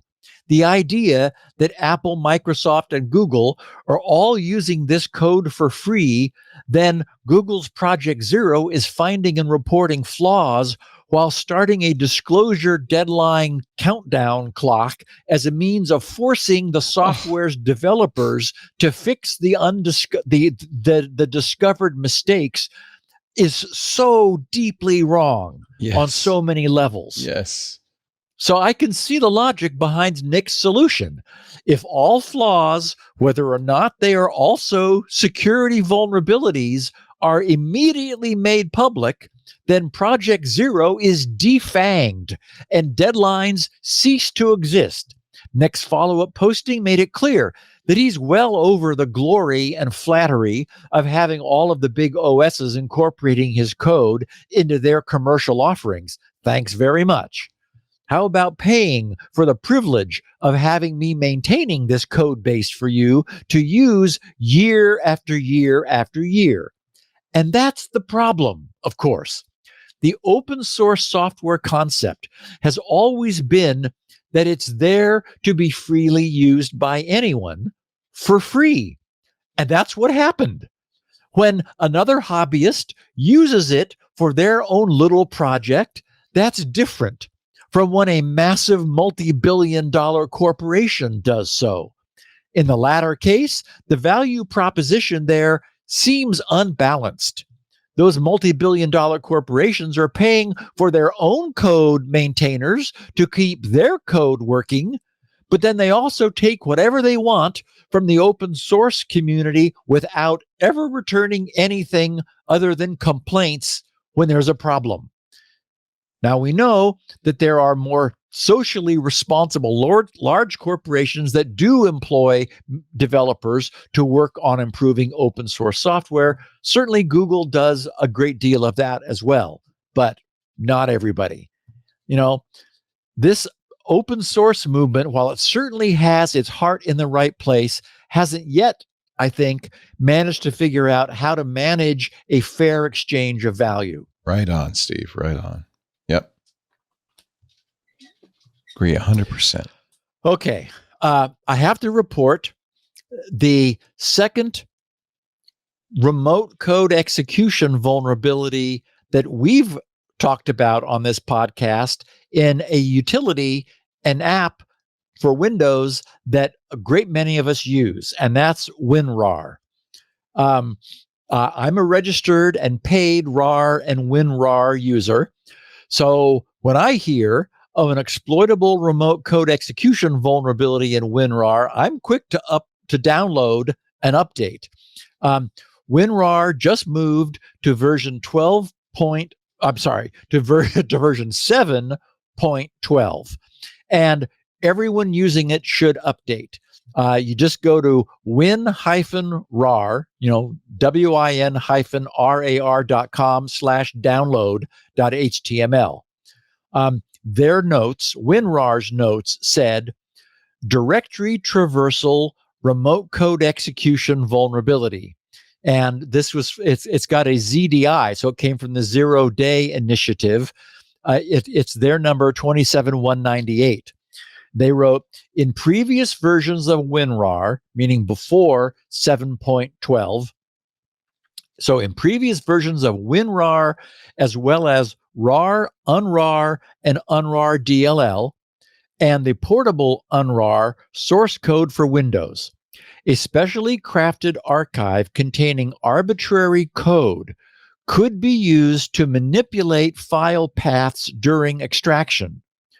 User interaction is required to exploit this vulnerability. That is, you have to extract things, which could cause files to be written outside the intended directory. Whoops. This flaw could be exploited, they wrote, to place files in sensitive locations, such as the Windows Startup folder, potentially leading to unintended code execution on the next system login. This issue affects only Windows-based builds. Versions of RAR and UNRAR for Unix, the portable source code on Unix, and RAR for Android are not affected. We thank WHS3-Detonator, working with Trend Micro's Zero-Day Initiative, for responsibly reporting this vulnerability. So the danger would be that miscreants would arrange to induce Windows users to download, open, and extract the contents of what would essentially be booby-trapped RAR files. When doing so, even though a user responsibly set the extraction to directory, for some special malicious files, that can be overwritten, causing them to be written anywhere the miscreants choose. We covered a similar problem with RAR and WinRAR many years ago, and I recall that by the time we reported it, that problem was under active exploitation. So fixing it was extra imperative. This time, RAR users have the opportunity to get ahead of the day. I've not heard yet of this being exploited in the wild, but it's just going to be a matter of time. My Windows 10 machine had version 5.18, and the installer simply overwrote that with the newer version. Registration remained intact, and I now have a much more current release of RAR and WinRAR on my machine. So just wanted to make sure everybody knew about this. We have a very cool new site for everyone to check out. Have-I-Been-Pwned.watch. You're probably going to want to bring this up, Leo. Have-I-Been-Pwned, pwned, P-W-N-E-D.watch. A security engineer named George Andrei Iosif, who's with Snap, created Have-I-Been-Pwned.watch. It is a portal to display the data from live data from the Have-I-Been-Pwned.com website in very easy to use graphs and infographics. The headline of his page reads, "Open source, no fluff charts showcasing Have-I-Been-Pwned.com's pwned account data." And his charts support mouse hovers, so you can float your mouse around to explore the charts. Anyway, I just wanted to give everybody a heads up about it. It's just a very cool facility. I'm trying to pull it up, but I think it's probably newly registered domain, and I've been being blocked. It worked for me. Do you have maybe Oh, no, something? I have all that weird security Of course you do. stuff on there. Yeah. Sometimes when your guys are sending me a link to like a different Zoom session or something, it's like, oh crap, that's on a different computer, which is well firewalled even for me. And so it's like, how do I get it over to it? So let me see. I just added it to my allow list. It takes a little while to but you're right. I've never seen a .watch top level domain. Yeah. So I don't know. Yeah, unable to connect. That's it's blocked somehow. So okay. I'm sorry. You'll leave this as an exercise for our listeners at home. Let me see if I can bring it up. I'm sure you can. It's next DNS. Yeah. Ah, right. And actually, I think I told you that I stopped using it, stopped using NextDNS because I'm developing the DNS benchmark. Right. One of the things it gets does in the way. is, well, yes, and it it produces a burst. Actually, it no longer does, but I was experimenting with removing the throttling so that it was just unthrottled, and it looked like a DDoS attack on Next DNS. I said, "Oops, sorry, sorry, guys. I put the throttle back in." Yeah, never had a problem again. Okay, so Sophos tells us how the bad guys are getting in. They produced a very nice infographic in bar chart form. Among each of the 6 possible technical root causes, as they called it, that will lead to eventual ransomware attack, it breaks down the percentage of each of those 6 possible causes for the most recent 3 years, and in this case, 2025 year to date. So 2023, 2024, and so far, like the first half of 2025. I wish they had shown this as 3 pie charts, one for each year.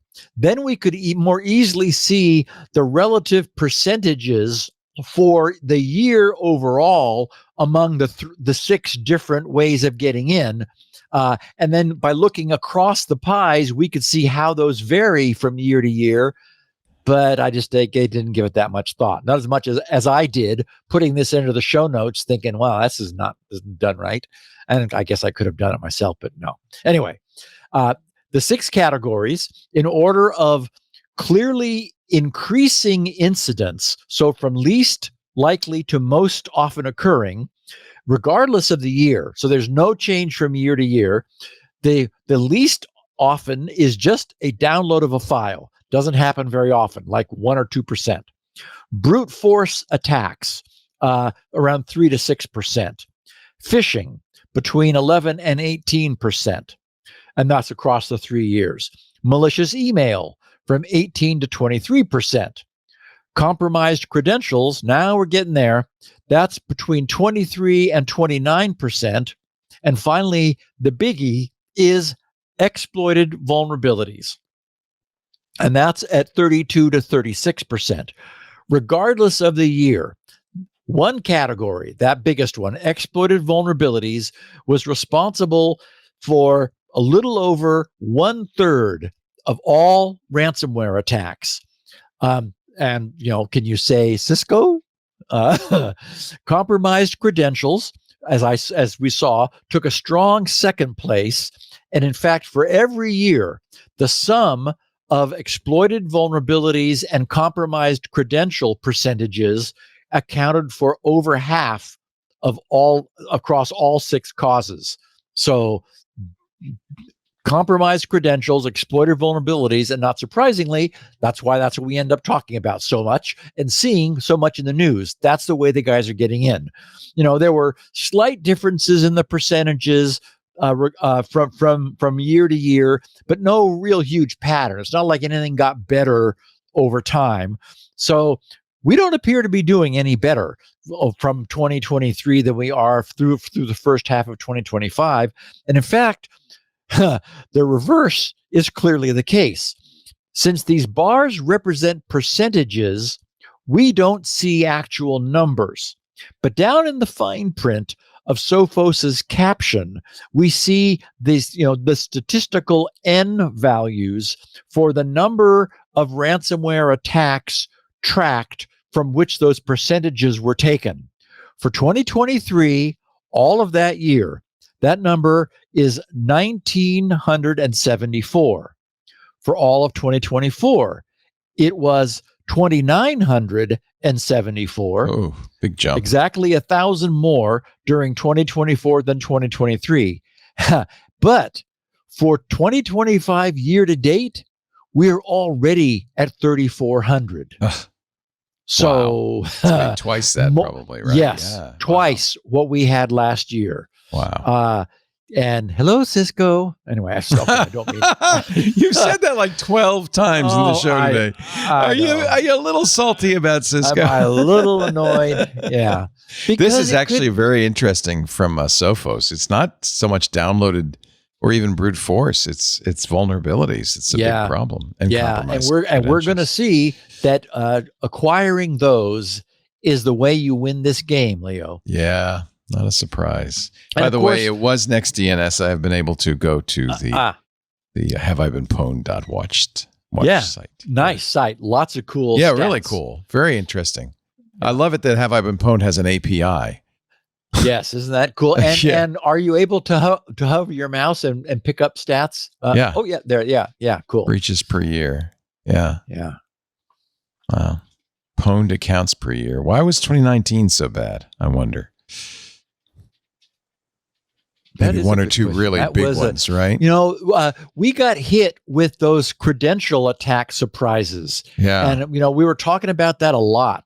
Back then. Look at this. And that, those little stacked bars are very cool because you're able to explore them. Yeah. Yeah, very nice. Anyway, thank you for blocking it, NextDNS. I'm going to turn you back on now. Okay. Probably, that is probably just a block unless we know otherwise, right? Right. So the bad guys are not cooking up new random TLDs and using that in order to get through until NextDNS, is able to add a block on it. So like if we don't know it's okay, we're just saying no. Yeah. That's very cool. Yeah. What is also cool, Leo, we're at an hour and a half, is we're going to talk about what Microsoft hopes they have done to fix the CrowdStrike flaw, which brought down all those 8.5 million machines last summer. But first, let's take a break. I'm going to take a sip of coffee, and then we're going to look at that. I want to look one more time at this chart, this Snowfos chart. See that big stack there? Yeah. Malicious email, the root cause of ransomware attacks. Between 18 and 23% of all these attacks are email that comes in over the transom. That's why you need our sponsor for this segment of Security Now, HawkHunt. As a security leader, your job, your paycheck depends on protecting your company against cyber attacks. But it's getting harder, right? With more cyber attacks than ever. And now, thanks to AI, these phishing emails used to be, you could say, obviously a phony. Look at the grammar, or it's not an English speaker or whatever, right?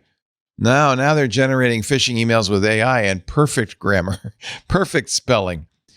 Unfortunately, training your staff can be a challenge. Legacy training programs, these one-size-fits-all awareness programs, they don't stand a chance. They send at most 4 generic trainings a year, every quarter. Most employees, they heave a deep sigh when they get these, and they just ignore them.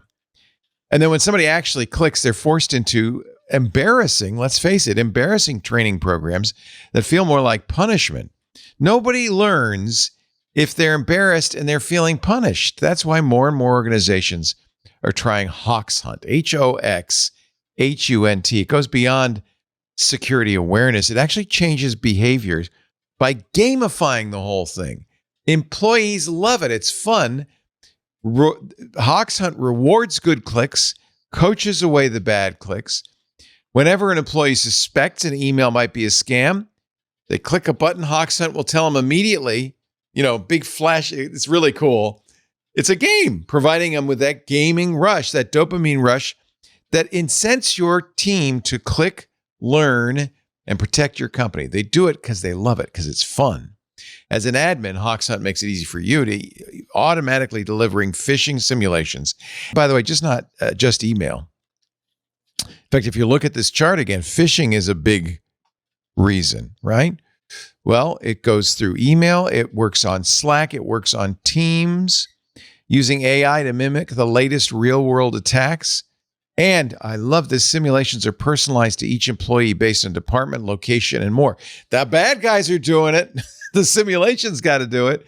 While instant micro trainings, not big, long, complicated, boring punishment trainings, but instant micro trainings solidify understanding and drive lasting safe behavior. You can trigger gamified security awareness training.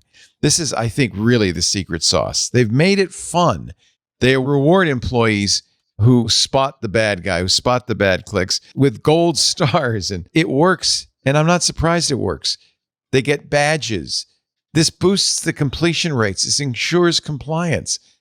And you can choose from a huge library of customizable training packages, generate your own with AI. It's fun for you. It's fun for them. Everybody learns. Your company is protected. HawkHunt has everything you need to run effective security training on one platform, meaning it's easy to measurably reduce your human cyber risk at scale. You don't have to take my word for it. There are over 3,000 user reviews on G2, making HawkHunt the top-rated security training program for the enterprise. It won easiest to use, best results. It's also recognized as customer's choice by Gartner. And thousands of companies like Qualcomm, AES, and Nokia use HawkHunt to train millions of employees all over the globe. Visit hawkhunt.com/security now today to learn why modern secure companies are making the switch to HawkHunt. That's hawkhunt.com/security now. Don't add to these numbers. Don't be part of these statistics. You want to use HawkHunt, and your employees will thank you. Your boss will thank you. He'll thank you because your life's easier. hawkhunt.com/security now. We thank them so much for their support of the show. Back to you, Steve.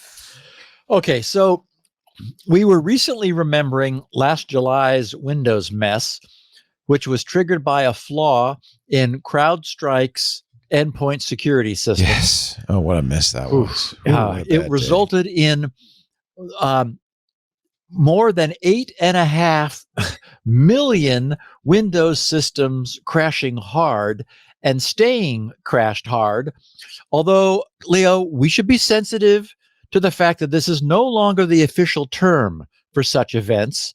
I'm pretty sure that Microsoft would prefer that we refer to those 8.5 million systems as taking an unplanned group vacation.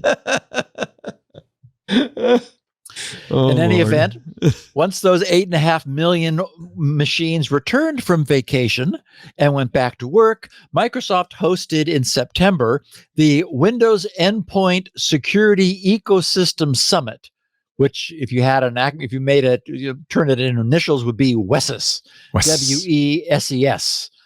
That summit assembled a diverse group of endpoint security vendors and global government officials to discuss strategies for improving resiliency and protecting their mutual customers. In other words, how the F do we prevent that from ever happening again? Because boy, was that that was a mess.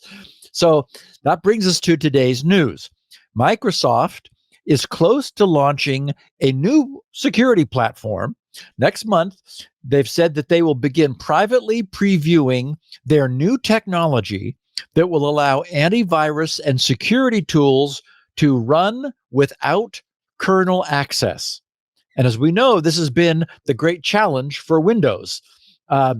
To provide truly strong endpoint security, third-party vendors have needed to dig deeply into the OS to get their hooks into all of the various APIs that malware might attempt to abuse. Basically, being able to watch what Windows is encountering and preventing malware from taking advantage of that if there's a weakness that lies behind. And this is not something that any operating system wants to permit. That is, allowing anything else to hook deeply into it for precisely the reasons that befell all of Microsoft's and CrowdStrike's customers last summer. When something goes wrong, it's bad. So Microsoft has been caught between a rock and a hard place because they've also been unwilling, apparently until now, to provide any workable alternative solution to keep API, an alternative solution to the need for deep API kernel hooking. We're now being told that this will finally be changing. So I'm just reporting that. It'll be interesting to see whether the vendors themselves who have been actively participating in this process end up being satisfied with what Microsoft ends up doing. The one of the issues is performance. Coming in and out of the kernel is expensive. This is the reason that the graphics device interface, the GDI component of Windows, which was deliberately kept outside the kernel because, can you say interpreter? It's so much potential for problem. Unfortunately, this GDI, the graphics device interface portion, needed to be talking to the kernel all the time. So Microsoft analyzed the overhead of that dialogue and decided we can't afford not to move GDI into the kernel. What happened was Windows got faster and its security collapsed. Worse. Yes. Yes. Much worse. So, they've been recovering from that decision for a long time. And what's really annoying is it was transient, because now systems are so fast and GPUs are ubiquitous that you no longer have this problem with having a slow graphics device interface portion of Windows. But, we have history. Anyway, I think we're going to have to wait to see. It's only being released for preview on a selected basis, not even broadly, as I understand it. So they're going to, creep this out, and we'll see how that goes. It would be good if we could move endpoint security out of the kernel without incurring a performance problem. No one's done it yet, so let's hope. And they've been working on it for a year, basically, since this disaster last July. Nothing should run in the kernel. I mean, Ring 0 should be sacred, right? And you want the concept is a microkernel. Right. You want a little small bunch of code whose integrity you can be absolutely sure of. It manages processes, it manages threads, it manages memory, and that's pretty much all it does. Then everything else is around it are clients of this microkernel. Everyone starts out that way, and then just like anything else, it's like our U.S. tax code. Everything starts out looking great. It's like, well, but those farmers, they need some extra help. So let's cut out a little little change in the tax code. Similarly, it's like, oh, well, yeah, but this networking API, it turns out that this is a little slow to do outside the kernel. So let's just move a little bit of that code into the kernel. And before you know it, you end up with a big bloated operating system, and you no longer have any control over it. And it's even happened on the Mac. The mock kernel they used was a microkernel, but at this point, you'd be hard pressed to call it that. Yeah, it's just it's one of the unsolved problems of computer science. We've not yet figured out how to evolve software in a way that doesn't cause it to just get really ugly over time. Okay, the U.S. Supreme Court just upheld a contentious Texas law. You know where I'm going with this? I do. We talked about it extensively on Sunday. Yeah. It requires proactive age verification before accessing pornographic content on the internet.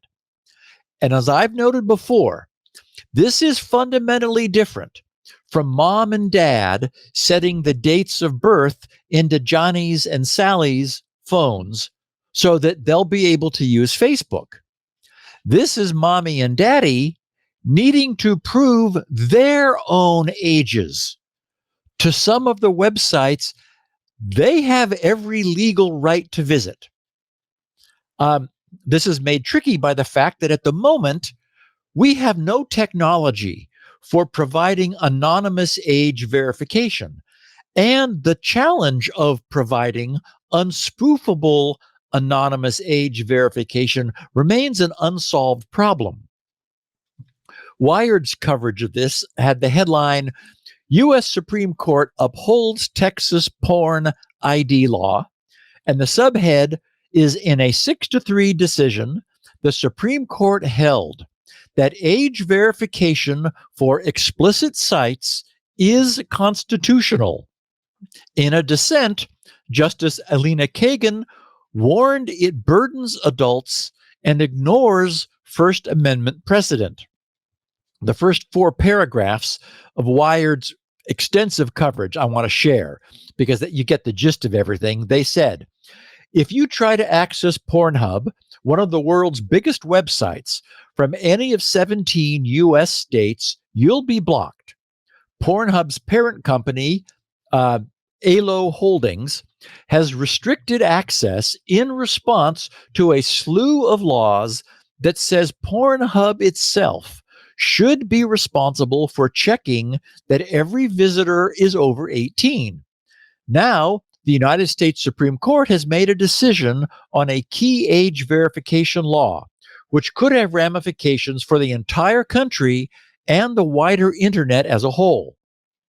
On Friday, in a 6-3 decision that could reshape the landscape of online privacy and free speech, the Supreme Court upheld in full the Texas age verification law, one of the first passed in the country, requiring many websites publishing pornographic content to check that all visitors are over 18. The law, Texas HB 1181, says sites that are, quote, more than 1/3 sexual material, unquote, can face fines of up to $10,000 per day if they don't put in place age verification systems, plus extra penalties of up to $250,000. It also states websites should display health warnings about the potential health risks of pornography. Writing for the majority, Justice Clarence Thomas said that because the law, quote, simply requires proof of age to access content that is obscene to minors, it does not directly regulate adults' protected speech, unquote, adding, quote, adults have no First Amendment right to avoid age verification, unquote. In her dissent, Justice Elena Kagan argued that the Texas law imposes a direct and unconstitutional burden on adults' access to protected speech. Quote, writing, quote, a state may not care much about safeguarding adults' access to sexually explicit speech. A state may even prefer to curtail those materials for everyone, she wrote. But the First Amendment protects those sexually explicit materials for every adult, unquote. So I had no idea that Pornhub could be described as one of the world's biggest websites. But I did a little bit of checking, and sure enough, it is. It's unbelievable.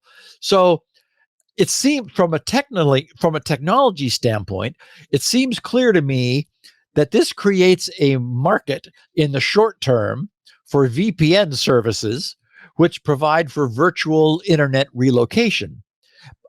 But I suppose that anyone living in any of those 17 blacked out U.S. states who wishes to obtain access to this proscribed content will have already found a way to appear to be connecting from a non-blacked out location. But I said in the short term, because VPN services operating within the United States are also subject to the law. And the law doesn't say no one connecting from within Texas. It says no one residing within Texas. So once the use of VPNs for geo-relocation becomes commonplace, we can expect our duly elected representatives to close that loophole too.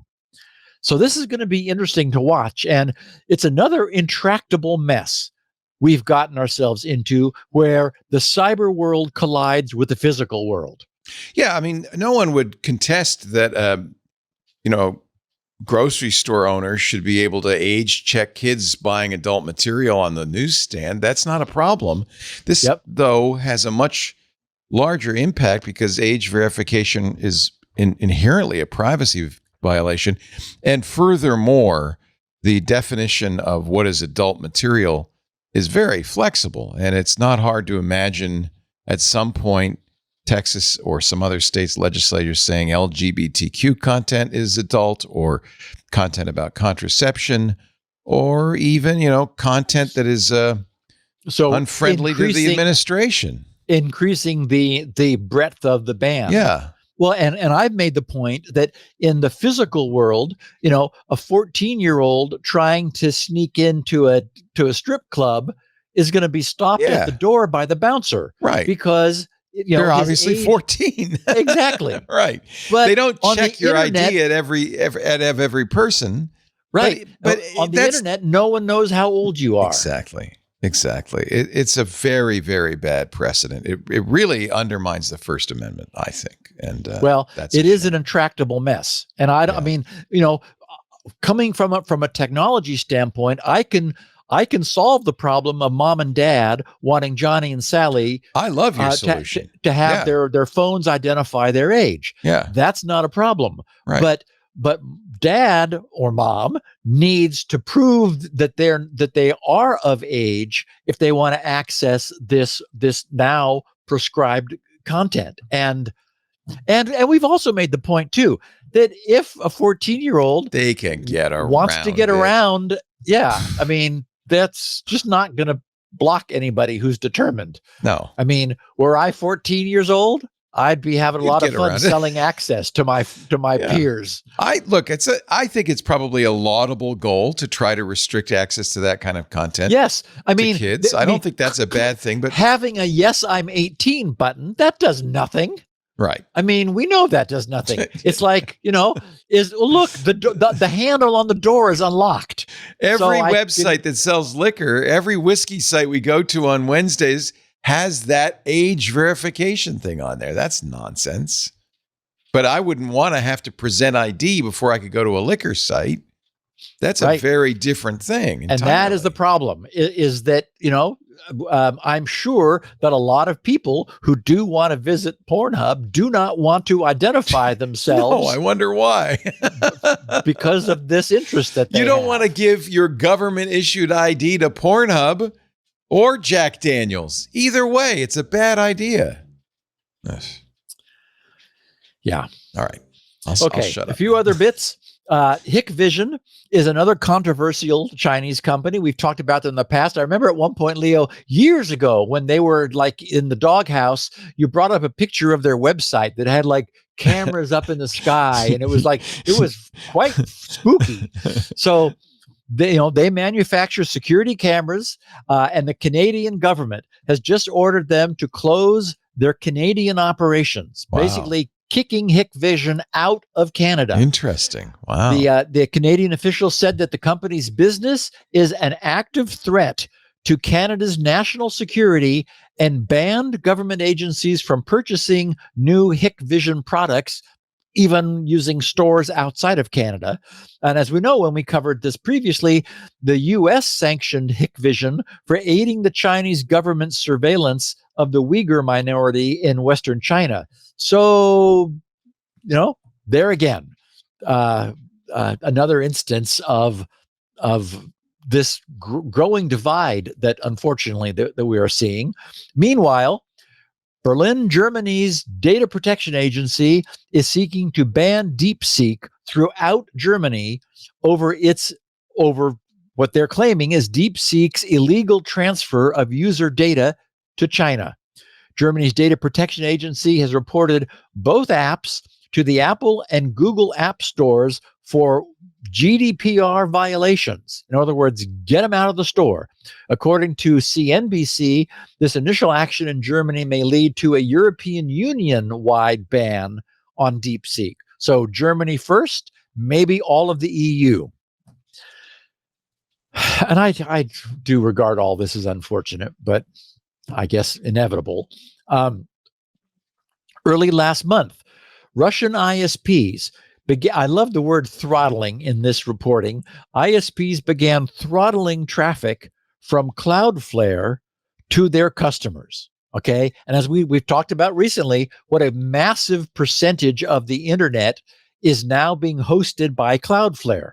So if Russian ISPs are throttling Cloudflare's traffic, then that means that all of the customers of those ISPs are going to have a problem. Well, they're going to have a bigger problem than throttling would suggest. you would think that that meant forcing pages to load more slowly. No, Russian ISPs are, get this, only allowing 16K bytes of data to load from a page before completely blocking anything more. Now, you could actually surf GRC with 16K pages, but probably nothing else on the internet. Yeah, that's pretty remarkable. Because I'm still hand coding all of the HTML, a lot of text. And there's no libraries or scripts or anything. So, okay, the only rationale that I could imagine would be that it would be possible to have a Cloudflare site return an HTTP redirect in fewer than 16K bytes. I mean, it only takes a few hundred bytes, which would redirect to a Russian located site. So I don't know, maybe that was the idea. I mean, 16K, you can't even get off the ground on a web page with 16K these days. Any Russian sites hosted by Cloudflare could rehost themselves in Russia and redirect any previous Cloudflare visitors to their Russian hosted site. But on the other hand, why not just repoint the domain to a Russian hosted IP? And that would be easier. So I don't understand it. I mean, why, if you wanted to block Cloudflare, just shut it off. I don't get what 16K bytes does. It seems crazy to me, but okay. Just a brief update, Leo. Having caught up with Rick Brown's Frontiers Saga series over the weekend, I started into my reread of Project Hail Mary. Oh, good. I had forgotten how much I must have enjoyed it the first time. Yeah. Since I am astonished by how much fun I am having with this book. And even though you know what's going to happen, you're still loving it. Oh, well, that's me. Yes. There are some things that my wife, Lori, will do more than once. We really like, there are a number of movies that we've seen several times, but generally, if she knows what's going to happen, she has no interest. Now, she loved The Martian, and I don't think she really paid attention when I was reading Project Hail Mary the first time. She may have been in the middle of another book, but when I came home last week with the news of this trailer that we talked about last week, and we started watching it, she immediately stopped me before, like, we only got, like, I don't know, a third of the way in, because she didn't want any spoilers. She wanted to read the book because she liked The Martian so much. She finished that book. She finished Project Hail Mary this weekend and really enjoyed it. Although she thought the ending was sappy, I thought it was wonderful. So, okay, and it was sappy, but okay. Yeah, well, we're old softies, I guess, right? Yeah. She's a hard woman. A hard woman.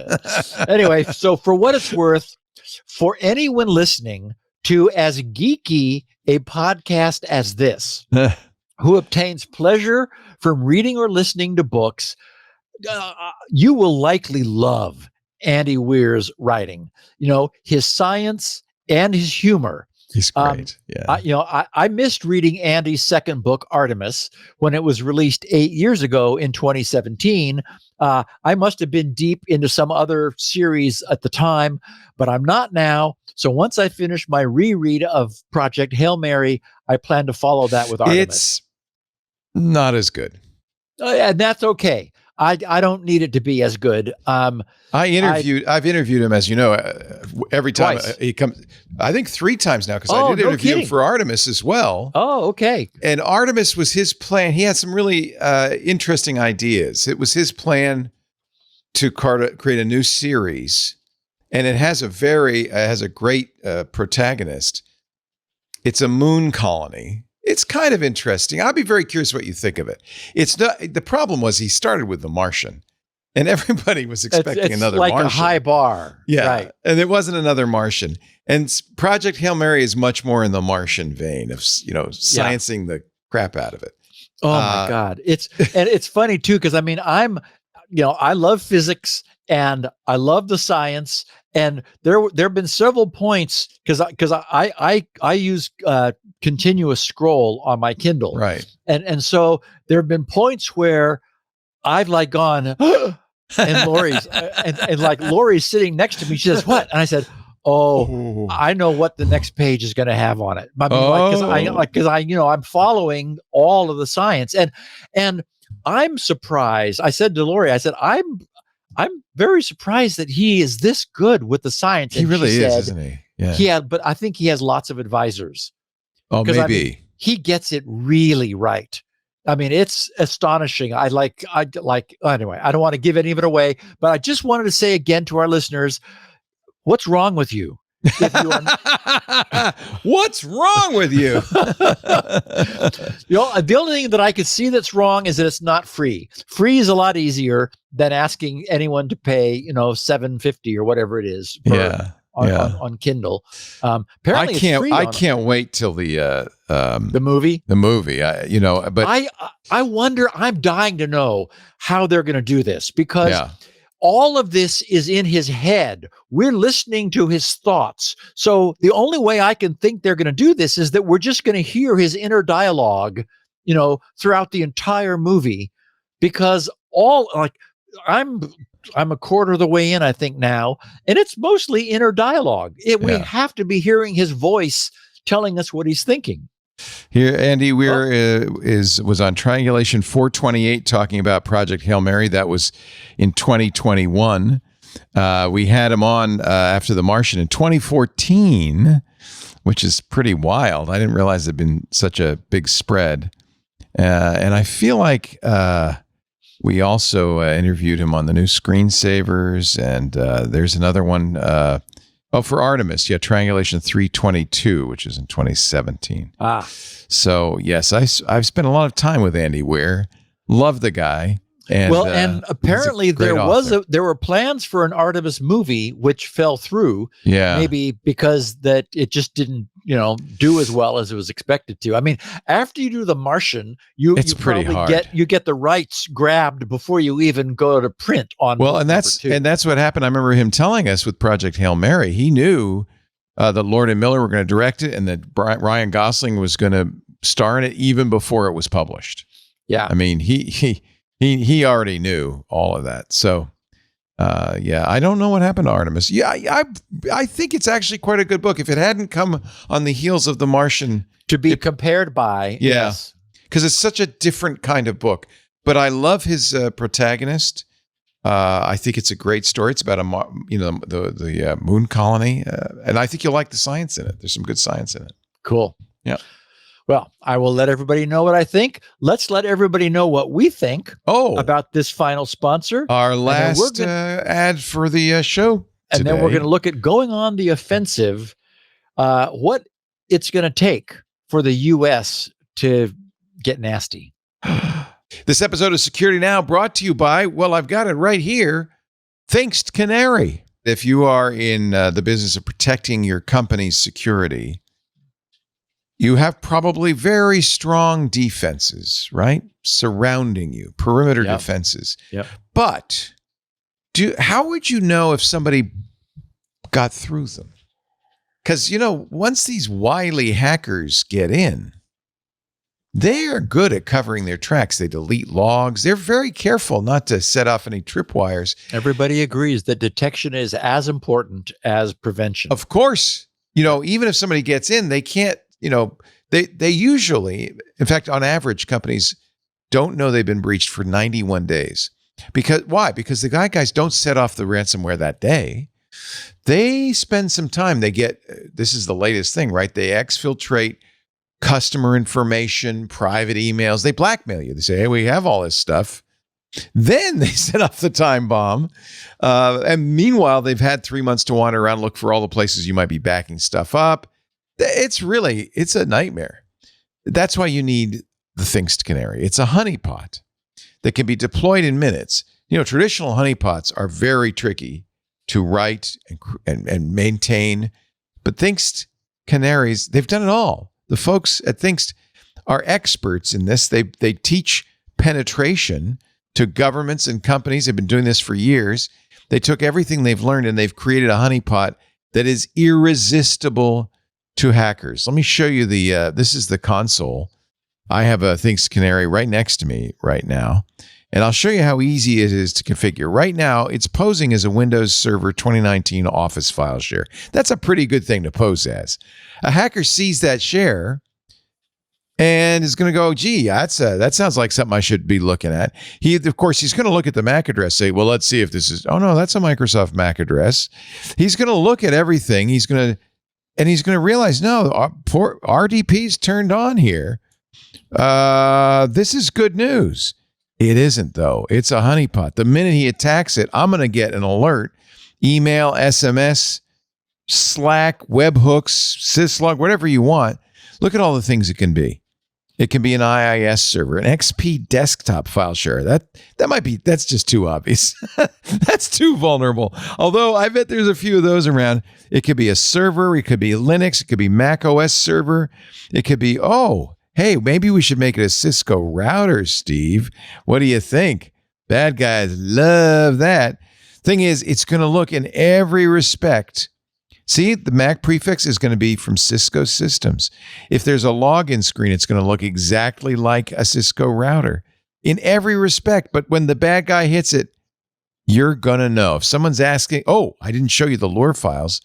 I'm going to discard the changes for now, and I'll show you the lore files. You can also create these Canary tokens, an infinite number of these. And they can be so many things, including a credit card. It can be an AWS credentials. It could be a MySQL dump. It could be a spreadsheet, or it could be a Windows folder. The point is these you scatter around. I even put them on our cloud servers. And if somebody attacks them, again, you're going to get an alert that matters. If they try to brute force your fake server, you're going to get an alert, but only the alerts that matter. That's the key. The Canary doesn't do false positives. The Canary will never bug you. The Thinkst Canary will tell you when you have a problem. Choose a profile in the console. You saw how easy it is. I could change it every day if I wanted to.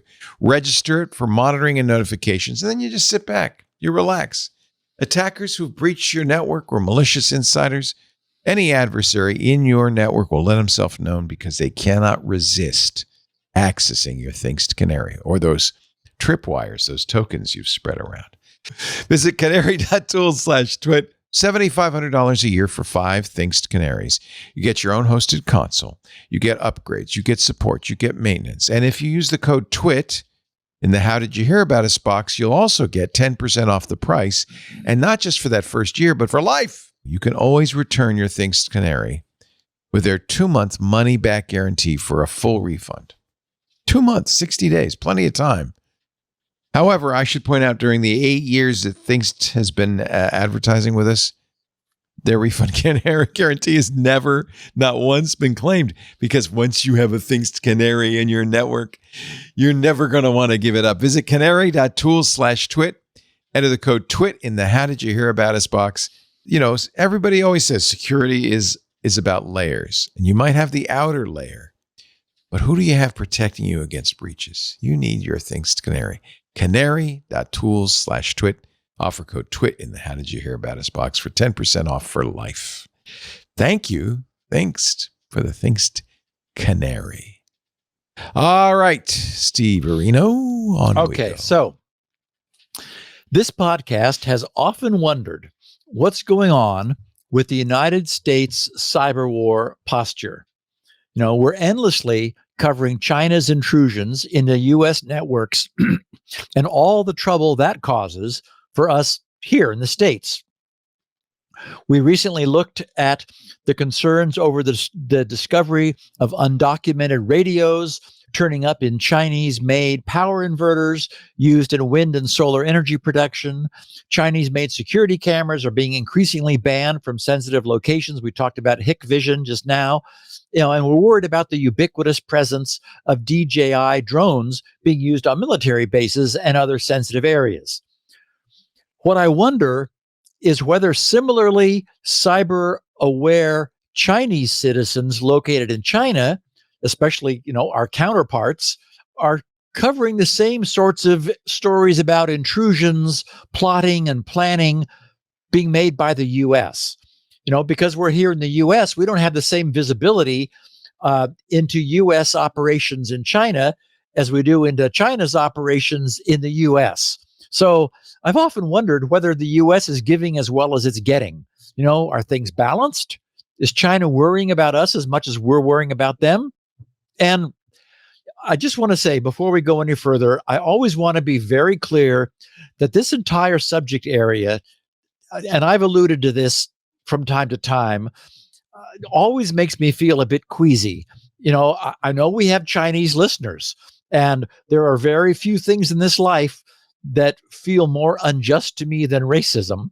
So I want to be crystal clear here that in every instance, we're talking about the actions of our respective governments and their militaries, not their people. No, I love the Chinese people. I love the Chinese country, but the CCP, not so nice. Yeah. So this has nothing to do with ethnicity.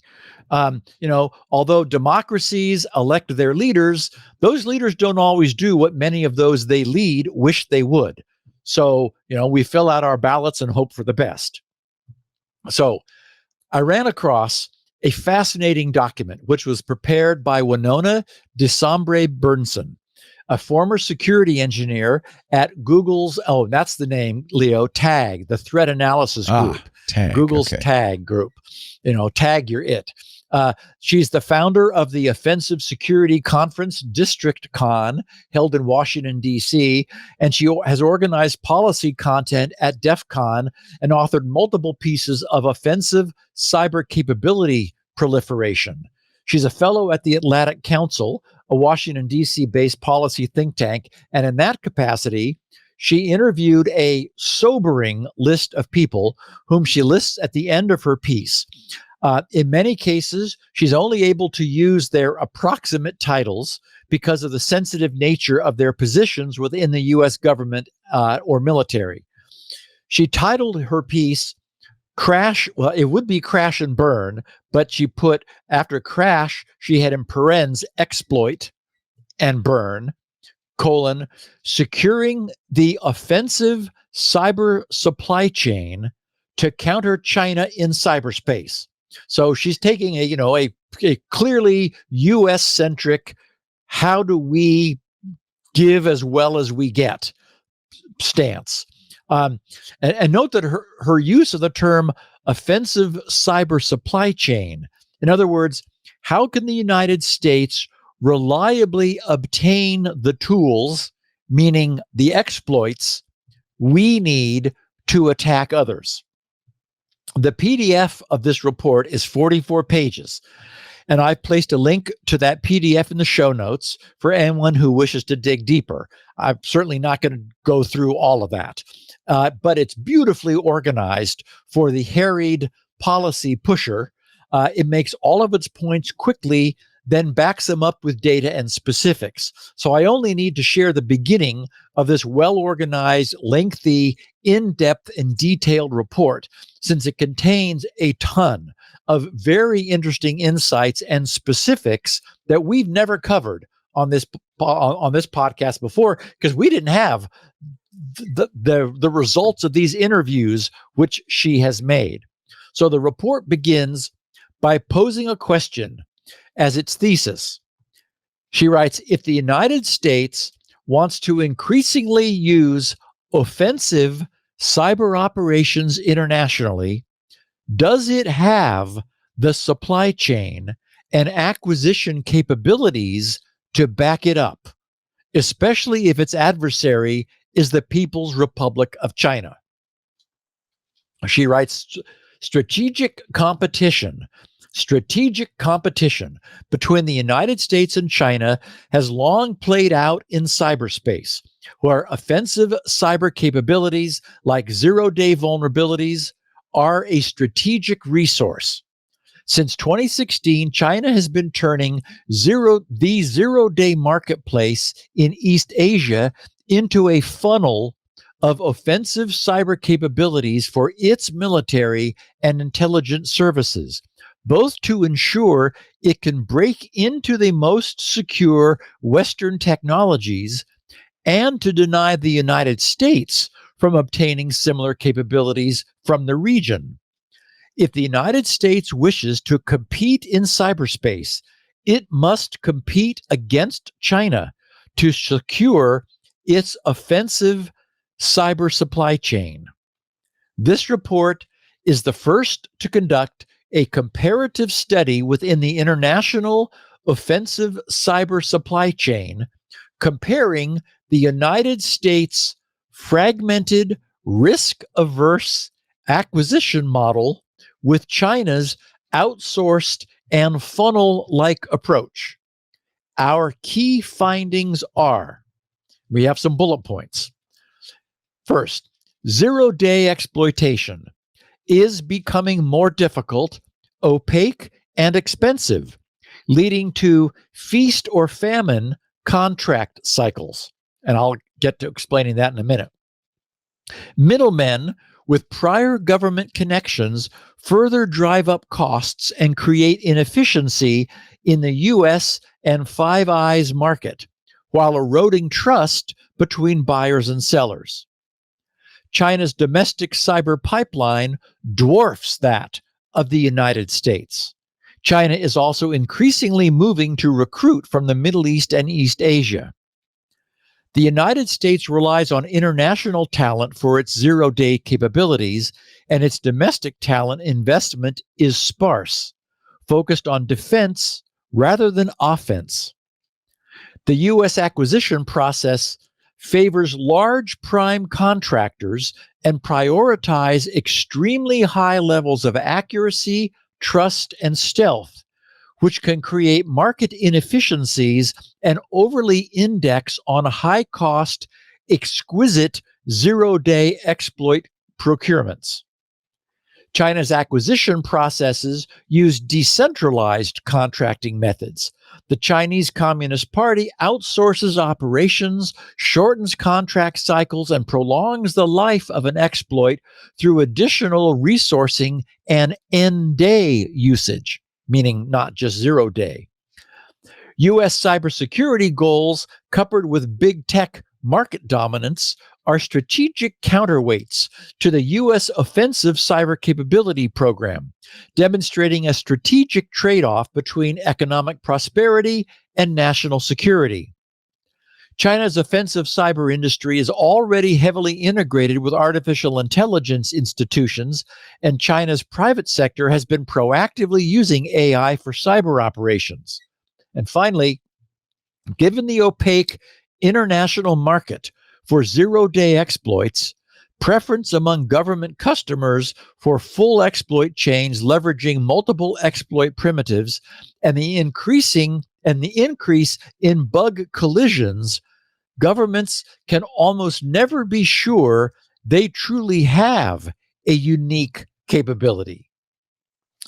Okay, so it feels as though there may be an inherent conflict between the traditional way the U.S. military has conducted its business and the faster, more furious, and significantly less certain way the zero-day cyber marketplace functions. It also sounds as though the U.S. may still be stuck in a "but we're the good guys" mindset, whereas China's management may evidence more of a "just get it done" style, which more closely aligns with the realities of cyber. Winona next lists 3 recommendations, writing, first, strengthen the supply chain by creating Department of Defense, DoD, vulnerability research accelerators, funding domestic hacking clubs and competitions, expanding the NSA's centers of academic excellence in cyber operations, and providing legal protections to security researchers.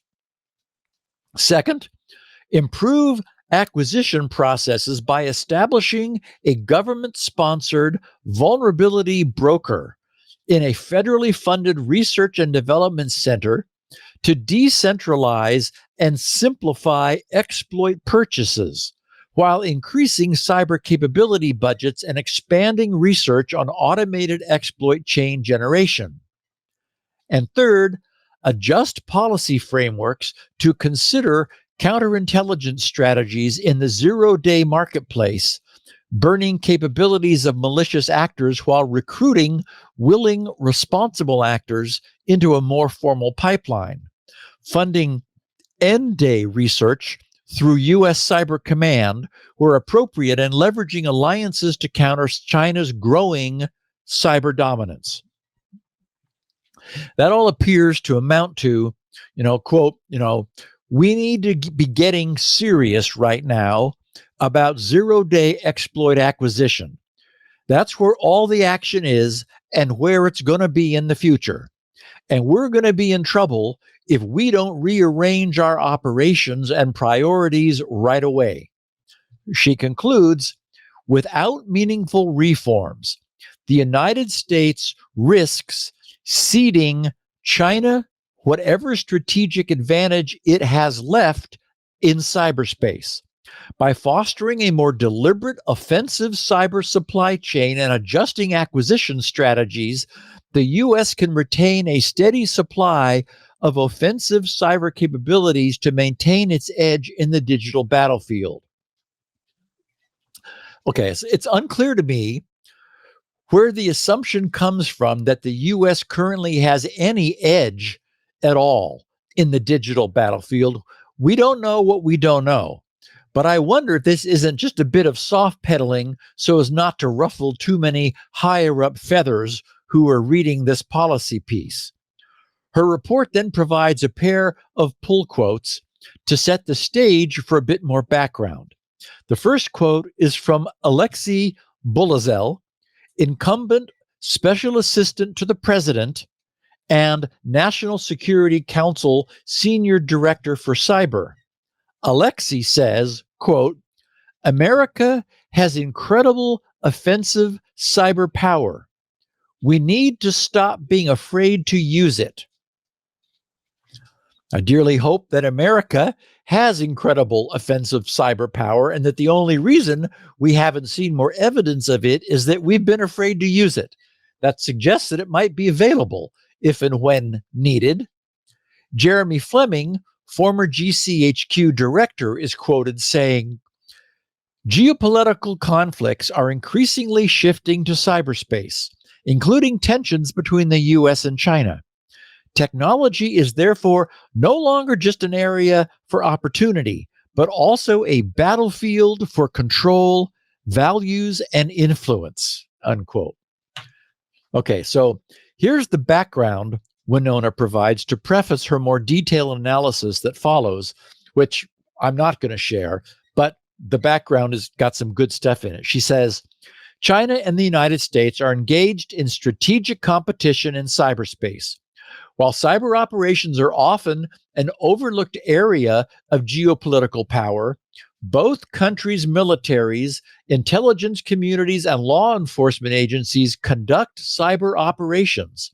They do so to obtain intelligence crucial to national security, assist conventional military operations, and even create kinetic effects to achieve strategic goals. To make a cyber operation possible, one must have the capacity to break into a particular system. I want to repeat that because this is where the whole thing turns. To make a cyber operation possible, one must have the capacity to break into a particular system. Offensive cyber capacities, and particularly zero-day vulnerabilities, are the necessary strategic resources required to conduct such operations. In other words, that's it. That's what we need. That's the future. 0 days. We need them.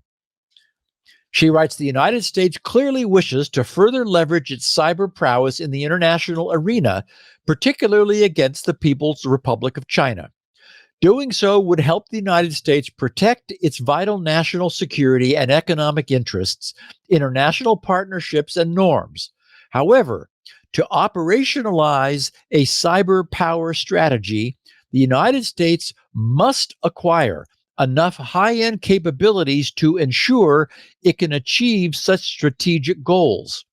Moreover, the timeline for implementing these policies is urgent, given the increasing potential for conflict with China in the coming years. Thus, given the international privatized offensive cyber capability marketplace, let me say that again, given the international privatized offensive cyber capability marketplace, how can the United States and its allies continue to ensure the availability of offensive cyber capabilities? She says, focusing on zero-day vulnerabilities while limiting China's access to those same capabilities. In other words, we want to buy them. We don't want them to be able to buy them. Cyber operations consist, she writes, of a variety of offensive cyber capabilities. Many of the most crucial cyber capabilities involve the exploitation of zero-day vulnerabilities, also known as 0 days or O days. Zero-day vulnerabilities, and I'm repeating, we all know this, but I'll just to set the context. Zero-day vulnerabilities are issues or weaknesses, bugs, in software or hardware, typically unknown to the vendor and for which no fix is available. In other words, the vendor has had 0 days to fix the issue. Some of these vulnerabilities are exploitable. An actor with knowledge of the vulnerability could write code that takes advantage of said vulnerability. This results in a 0-day exploit, code enabling a range of behaviors that could include establishing access into the computer system the software is installed on, escalating privileges on those systems, or remotely issuing commands. You could tell this woman knows of what she speaks, and she was, after all, in Google's exploit world. The work of finding vulnerabilities and writing exploits, thanks to its strategic necessity to governments worldwide, has become, get this, the work of finding vulnerabilities, writing exploits, thanks to its strategic necessity to governments worldwide, has become a billion-dollar international services industry in the last 20 years. During this podcast, a billion-dollar international services industry has appeared selling exploits to governments. She writes, private firms now often create cutting-edge offensive cyber capabilities for governments. Given the sensitivity around supporting government cyber operations, many of these firms do not openly advertise their services, shrouding the industry in secrecy. Between this secrecy and the variation in products offered, for example, governments target different technology systems and no 2 0 days are identical, the supply chain for such capabilities is not only opaque to outsiders, but also to governments and even among players in the industry. Within this highly fragmented and opaque market, large firms like the United States L3 Harris or Mantech frequently hold multi-million-dollar valuations. Notably, Israel's NSO Group's worth reached $1 billion at its peak. Meanwhile, individual U.S. government agencies receive millions of dollars to procure offensive tools. Such companies' tools have clearly been purchased by such government agencies and put to use in modern-day cyber operations. Notably, of all the 0-day vulnerabilities found exploited in the wild in 2023 and 2024 by Google, around 50% of them were attributed to commercial vendors that sell capabilities to government customers. Again, half of the 0 days that Google found through 2023 and 2024 are directly attributable to commercial vendors selling them to government customers. She says, while this statistic only encompasses detected 0-day exploits, this is still a significant set of capabilities being provided by private sector actors, private companies selling to government customers. She says the offensive cyber capability industry itself is international and ranges in professionalism depending on the region. Companies in Russia, Israel, Spain, Singapore, and the United States all have varying relationships with their home governments, other firms, including middlemen and brokers, international government customers, and even cyber criminal groups. However, the study of offensive cyber capabilities has largely over-indexed on firms based in Israel and Europe, rather than the United States' greatest political rival, China. This is surprising, as the Chinese hacking and cybersecurity ecosystem is robust. Chinese companies have, on multiple occasions, been directly linked to Chinese government-sponsored cyber operations against the United States. Moreover, the development of offensive cyber capabilities in the United States remains largely unstudied or examined in a way that does a disservice to the domestic hacker community. In other words, she just said what I keep talking about on this podcast is that what's going on here? We don't ever see anything. Right. She asks, why is this question important? At first glance, it can be difficult to see why the private sector zero-day exploit market, a series of obscure companies selling code that can enable governments to break into widely used software, would be important in preserving national interests in cyberspace, particularly against China. A simple explanation of this relationship is as follows. The United States and its allies rely on an increasingly digital world, and China is both a savvy adversary and a hardened target in cyberspace. When any country's intelligence community wishes to infiltrate high-value, hard-to-access digital targets, it likely must use zero-day exploits or other bespoke, in other words, custom-made or tailored, offensive cyber capabilities. Intelligence organizations from both the United States and China, due to decreasing internal supply and rising demand for such capabilities, have increasingly relied on acquiring such exploits from the private sector zero-day exploit market. However, the private sector zero-day market is murky and more international than policymakers expect. Even if the United States and China are truly entering a new Cold War, both countries' cyber capability firms and both countries still source these capabilities from an overwhelmingly opaque international market of offensive cyber capability firms, and do not know if they are being supplied with potentially overlapping capabilities. In short, any cyber operation that relies on an acquired capability conducted by the United States, China, or anyone else carries a counterintelligence and operational security risk, with no guarantee that they can source a similar capability in the future. Thus, securing the cyber supply chain, which means understanding the industry, constraining malicious actors, and ensuring availability from trusted parties, is important to address such risks.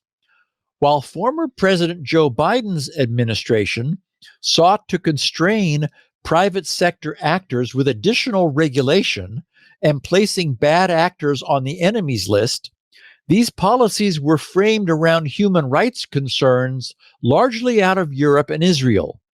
President Donald Trump's administration is moving away from this approach, focusing on China as a geostrategic threat over transnational digital repression framings, as well as signaling willingness to engage with private sector actors in the space. The Trump administration, as of 2025, has accelerated plans for a U.S. Cyber Command 2.0, focusing on working better with private industry partners. This is a continuation of the first Trump administration's policies. Trump was the first president to delegate the authority for offensive cyber operations down to the Secretary of Defense, allowing U.S. Cybercom more leeway to conduct operations without presidential approval, albeit still with a robust interagency review process. And finally, if the United States wishes to further leverage its cyber prowess in the international arena by leveraging private sector partners, does it have the supply chain and acquisition capabilities to back it up, especially if its adversary is the People's Republic of China? Although the author does not condone general analogies between cyber and other domains, supply chain and acquisition analysis in the cyber domain can be similar to nuclear or other arms proliferation. For example, to answer whether a country has the capability to construct a nuclear weapon, one must understand how much enriched uranium the country can easily acquire. Similarly, she writes, to answer whether a country can become a cyber power that can access the hardest of digital targets, one must ask how easily it can source and acquire 0 days and other offensive cyber capabilities. So Winona made a lot of assertions in what I just read. In nearly every case, those assertions were followed by a reference in her text to their source. So none of this was just her opinion, regardless of how well-informed it may be. So we have a somewhat bizarre new world where governments need to purchase newly discovered 0-day vulnerabilities from anywhere they can be purchased, and where the anywhere they can be purchased is an entirely ad hoc mishmash of entities, from someone in their mother's basement to an international weapons dealer or a public government contractor. If we were to extend Winona's uranium acquisition analogy a bit, this would be analogous to tens of thousands of individuals, each with their own little backyard uranium enrichment operation, who then sell what they've created to the highest bidder or to someone they trust. She offered some interesting numbers to give us a sense of scale of what's going on today. She wrote, live hacking competitions, where hackers hack into systems live on stage, and bug bounty programs, usually company-run reward programs that encourage hackers to find and report system vulnerabilities, enable hackers to develop similar skill sets as those required for government-sponsored hacking. These programs and competitions are both common recruiting pipelines for defensive cybersecurity companies and offensive vendors alike. Common recruiting pipelines. She said the number of individuals that participate in such programs globally is staggering. In 2020, HackerOne, a well-respected bug bounty program, reported around 600,000 contributors spanning 170 countries.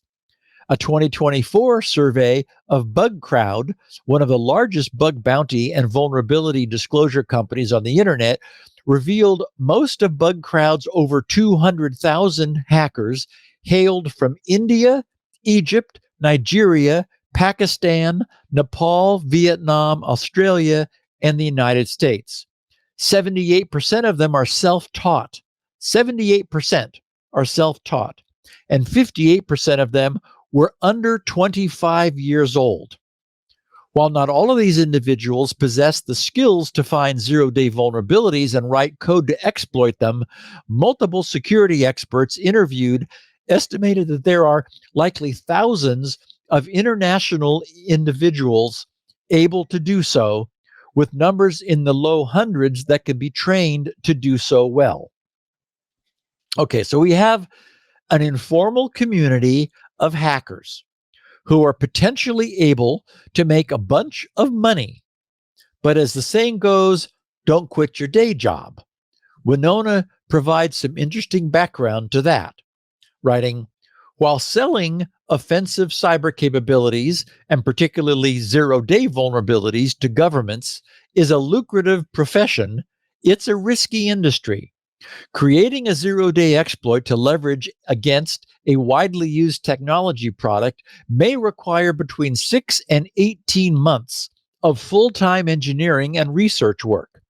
Unless an offensive cyber capability firm has multiple engineers working on different products or uses different payment schemes, meaning salaries, this timeline can lead to long downtimes between exploit sales. And this is what she means when she says this feast or famine payout schedule carries risks for companies that rely on 1 or 2 windfalls a year to pay their overhead and engineering costs. In addition, finding a customer to sell exploits to is more difficult than it first seems. In general, potential sellers must find an existing government contract through which to sell their exploits or know the right government individual to speak with. Unless an offensive cyber capability firm has hired employees who've recently left a government interested in such capabilities, actual buyers may be extremely hard to find. Thus, international hackers without former government connections normally sell their products to middlemen, many of whom operate internationally, like Zerodium, right? We've talked about Zerodium a lot in the past. This is exactly that. Even then, the exploit may go through multiple levels of middlemen to get to a government customer. This frustrates both buyers and sellers. Buyers know that exploits sold to them have extremely high markups, given the number of middlemen involved, and often will not know who the original bug producers are. Meanwhile, the sellers are likely aware of the extreme markups, but they don't know whether their bugs were sold to multiple governments. So she quotes a former official with the Office of the National Cyber Director saying, an individual researcher who is not informed on what bugs are selling for may sell a good bug for $100,000. By the time it makes it to a customer, an individual bug could go for $750,000 to $1 million.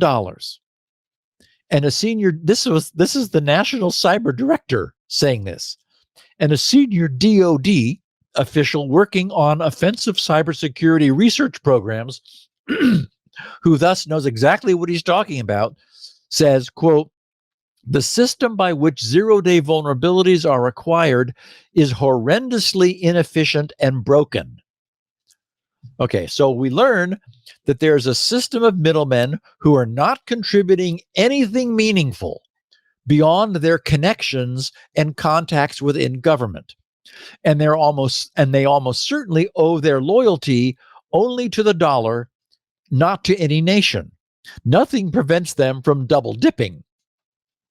We know that money motivates.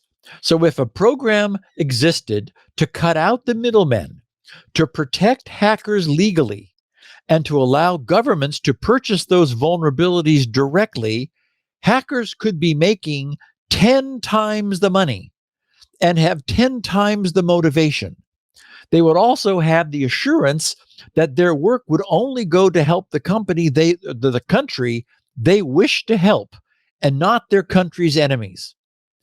The problem is that there's a well-deserved prevalent mistrust of government within the hacking community. Winona reminds us of a bit of this past, writing, undermining all these efforts is the anti-government sentiment that remains strong within the U.S. cybersecurity and hacking community, which likely contributes to difficulty in maintaining an offensive talent pipeline. Much of the original U.S. hacking community emerged from countercultural activities like phone phreaking, she says in parens, i.e. bypassing PAC Bell telephone lines to make long-distance phone calls without paying. She said, law enforcement responses from the 1960s to the early 2000s treated many hackers as criminals rather than as innovators. In In 1990, the Secret Services Operation Sun Devil seized more than 40 computers and 23,000 data disks from teenagers in 14 American cities and charged individuals who managed the hacker magazine Frack with interstate transport of stolen property. The charge was based on information published by Frack that later proved to have already been widely publicly available. The arrests and subsequent court cases resulted in the creation of the Electronic Frontier Foundation. While the U.S. government has made significant strides toward repairing their relationship with domestic hackers in recent years, anti-government sentiment still persists. And of course, Leo, we all remember our friend being arrested and handcuffed at McLaren in Las Vegas as he was leaving, trying to go back to England. So we also remember the wonderful scene in Good Will Hunting where they attempt to recruit Matt Damon to the NSA, and he has a fairly good cogent reason why he would never work for the NSA. Yep. So I recommend that if people haven't watched the movie. I wish I could play the sound, but I don't want to get taken down. Yeah, it's a great scene. Yeah. So Uncle Sam, you've been a big bad bully in the past, and now you want and need the brains of those people whose rights and freedoms you blithely ignored out of your own fear of the unknown. Not cool. There is so much content in this fantastic 44-page paper that I've had to skip over. So all I can do is commend this to any of our listeners who are interested in knowing more. The paper goes into much more depth about the many significant challenges presented by the way the U.S. is organized versus the comparative ease that China's processes face. So anyway. Well, also, they have a kind of compelling regime where you don't think you have a lot of choice. Yeah. Right. Yeah. By the way, I don't know if you saw it last night. One of the Chinese nationals associated with Salt Typhoon was arrested in Italy. And the U.S. is seeking extradition. So that will be interesting to follow. So we come away with a much better appreciation for what's going on out in the world of offensive warfare. Offensive cyber warfare is 100% about penetrating into one's perceived adversaries' networks. That's it. And in turn, that's all about leveraging exploitable zero-day, which is to say currently unknown vulnerabilities that exist in the devices attached to that network. What's really interesting is that there's an inherently level playing field when it comes to discovering these potentially ultra valuable zero-day exploits. I would like to be seeing hackers getting paid much more and not having this, lining the pockets by huge, factors, huge multiples of the middlemen. Anyone, anywhere can make a discovery of a flaw in software, then work to engineer that into a working exploit. And we heard more than half of almost 3/4 are self-taught, and more than half of these hackers are less than 25 years old. At that point, when you've created a working exploit, the holder of that intellectual property has an asset worth potentially $1 million, but only if that intellectual property can be conveyed to a deep-pocketed government that in turn has the means to exploit it for its own ends. Today, opportunists who may provide some value, such as mutual anonymity for both the buyer and the seller, are taking the lion's share of the value for a hacker's work because only they are able to turn that highly valuable and volatile intellectual property into cash. Hackers who receive only 10 cents on the dollar are much less incentivized to hunt down tomorrow's exploit. Yet what we have learned is that offensive cyber warfare is all about having that next exploit. It's called a supply chain because it creates a supply, and that's what it needs to do. It's clear that the U.S. government itself needs to emerge from the shadows, It needs to become a well-advertised, high-value, explicit buyer of zero-day exploits. It has to stop being ashamed or embarrassed by that. It needs to put the middlemen out of business. It needs to provide irrevocable protection to any hackers against any form of blowback for their work in discovering valuable cyber attack tooling. It needs to be widely known that it's possible to become wealthy from selling zero-day exploits to Uncle Sam. This is not the world I wish we had, but it's today's reality. If having a strong deterrent helps to keep the peace, then let's get one. Yeah. Yeah, I mean, I think there's also been some reluctance on our part to escalate cyber warfare because what happens when you escalate is you escalate. Yeah, you get a reaction. But it's being escalated with or without us. So yes, it's happening either way. Yeah. And there is this notion too, if we can maintain an inventory. The problem with 0 days is that they're volatile. We have seen many instances. In fact, we just covered them on that most recent Pwn to Own, where the hackers believed they had 0 days, but those just had not yet been updated from the vendors. Well, there's also the problem of once you use them, you've burned them. Yes. So you need many. Yes, exactly. They are consumables. The good news is there seems to be an unlimited supply. Isn't that bizarre? It's just amazing. You'd think. Apple, with all the work Apple has done. Yeah. You'd think we'd have fixed it by now, but perfect software and all of that, but I guess not. That's Steve Gibson, ladies and gentlemen. He writes perfect software, the world's best mass storage maintenance, performance enhancing, and recovery utility. It's known as SpinRite. He writes it in assembly language, so it's fast, it's small, and you can get it from him directly at grc.com. Just finished version 6.1. I'm going to bet on the fact that it took a little while for 6.1 that we shouldn't worry too much about 7.0 yet. I have some other things to do first. I think it might be a little while, so get it. Get it right now. If you don't already have it at grc.com. While you're there, there's plenty of other things to do, including download copies of this show. Steve's got all his versions are unique, all of them. We don't overlap at all anymore.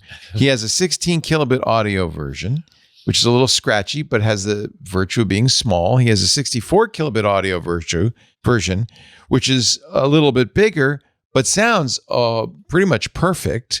We do, for some reason, I know the reason, but it's complicated, 128 kilobit audio at our site. So if you want the smaller audio versions, go to Steve's site. He also has the transcripts written by Elaine Ferris. She does a great job with those. The show notes are there. Actually, you could get those show notes mailed to you ahead of time. Steve has a mailing list for show notes and a much less frequent mailing list for new product ideas and things like that. We're waiting for the DNS Benchmark Pro to come out, and that'll be the next email you'll get from Steve. If you want to sign up for that and get your email whitelisted on Steve's server, go to grc.com/email, grc.com/email. But remember, when you enter your email address, you still have to check those boxes for those newsletters because Steve's an opt-in kind of guy. We have video at our website, 128 kilobit audio, but also video at twit.tv/SN. There's also, when you get there, you'll see a link to a YouTube channel, a great way to share clips. If you see something you think, oh man, I got to tell the IT department about this, or the boss should know, or whatever. Or maybe you like our advertisers so much you want to send that to your boss. It's easy to clip on YouTube, and everybody can play back a YouTube video.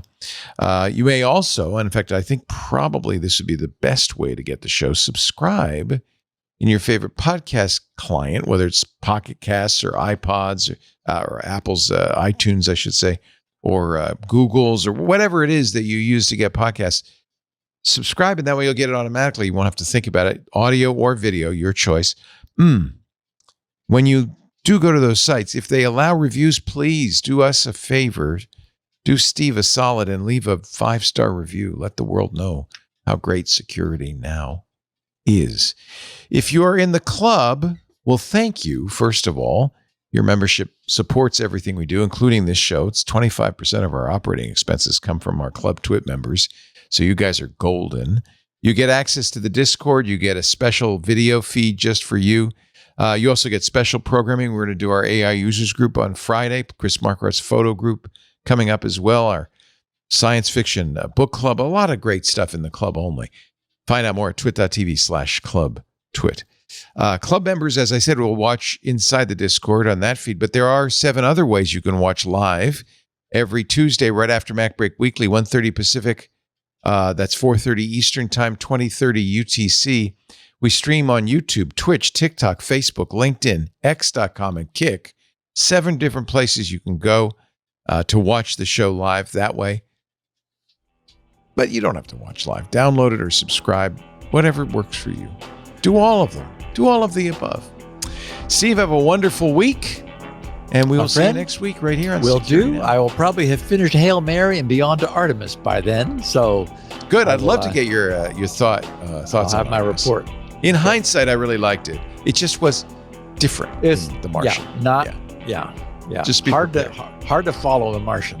No kidding. It was uniquely good. Thanks, okay, my friend. Next week. Bye.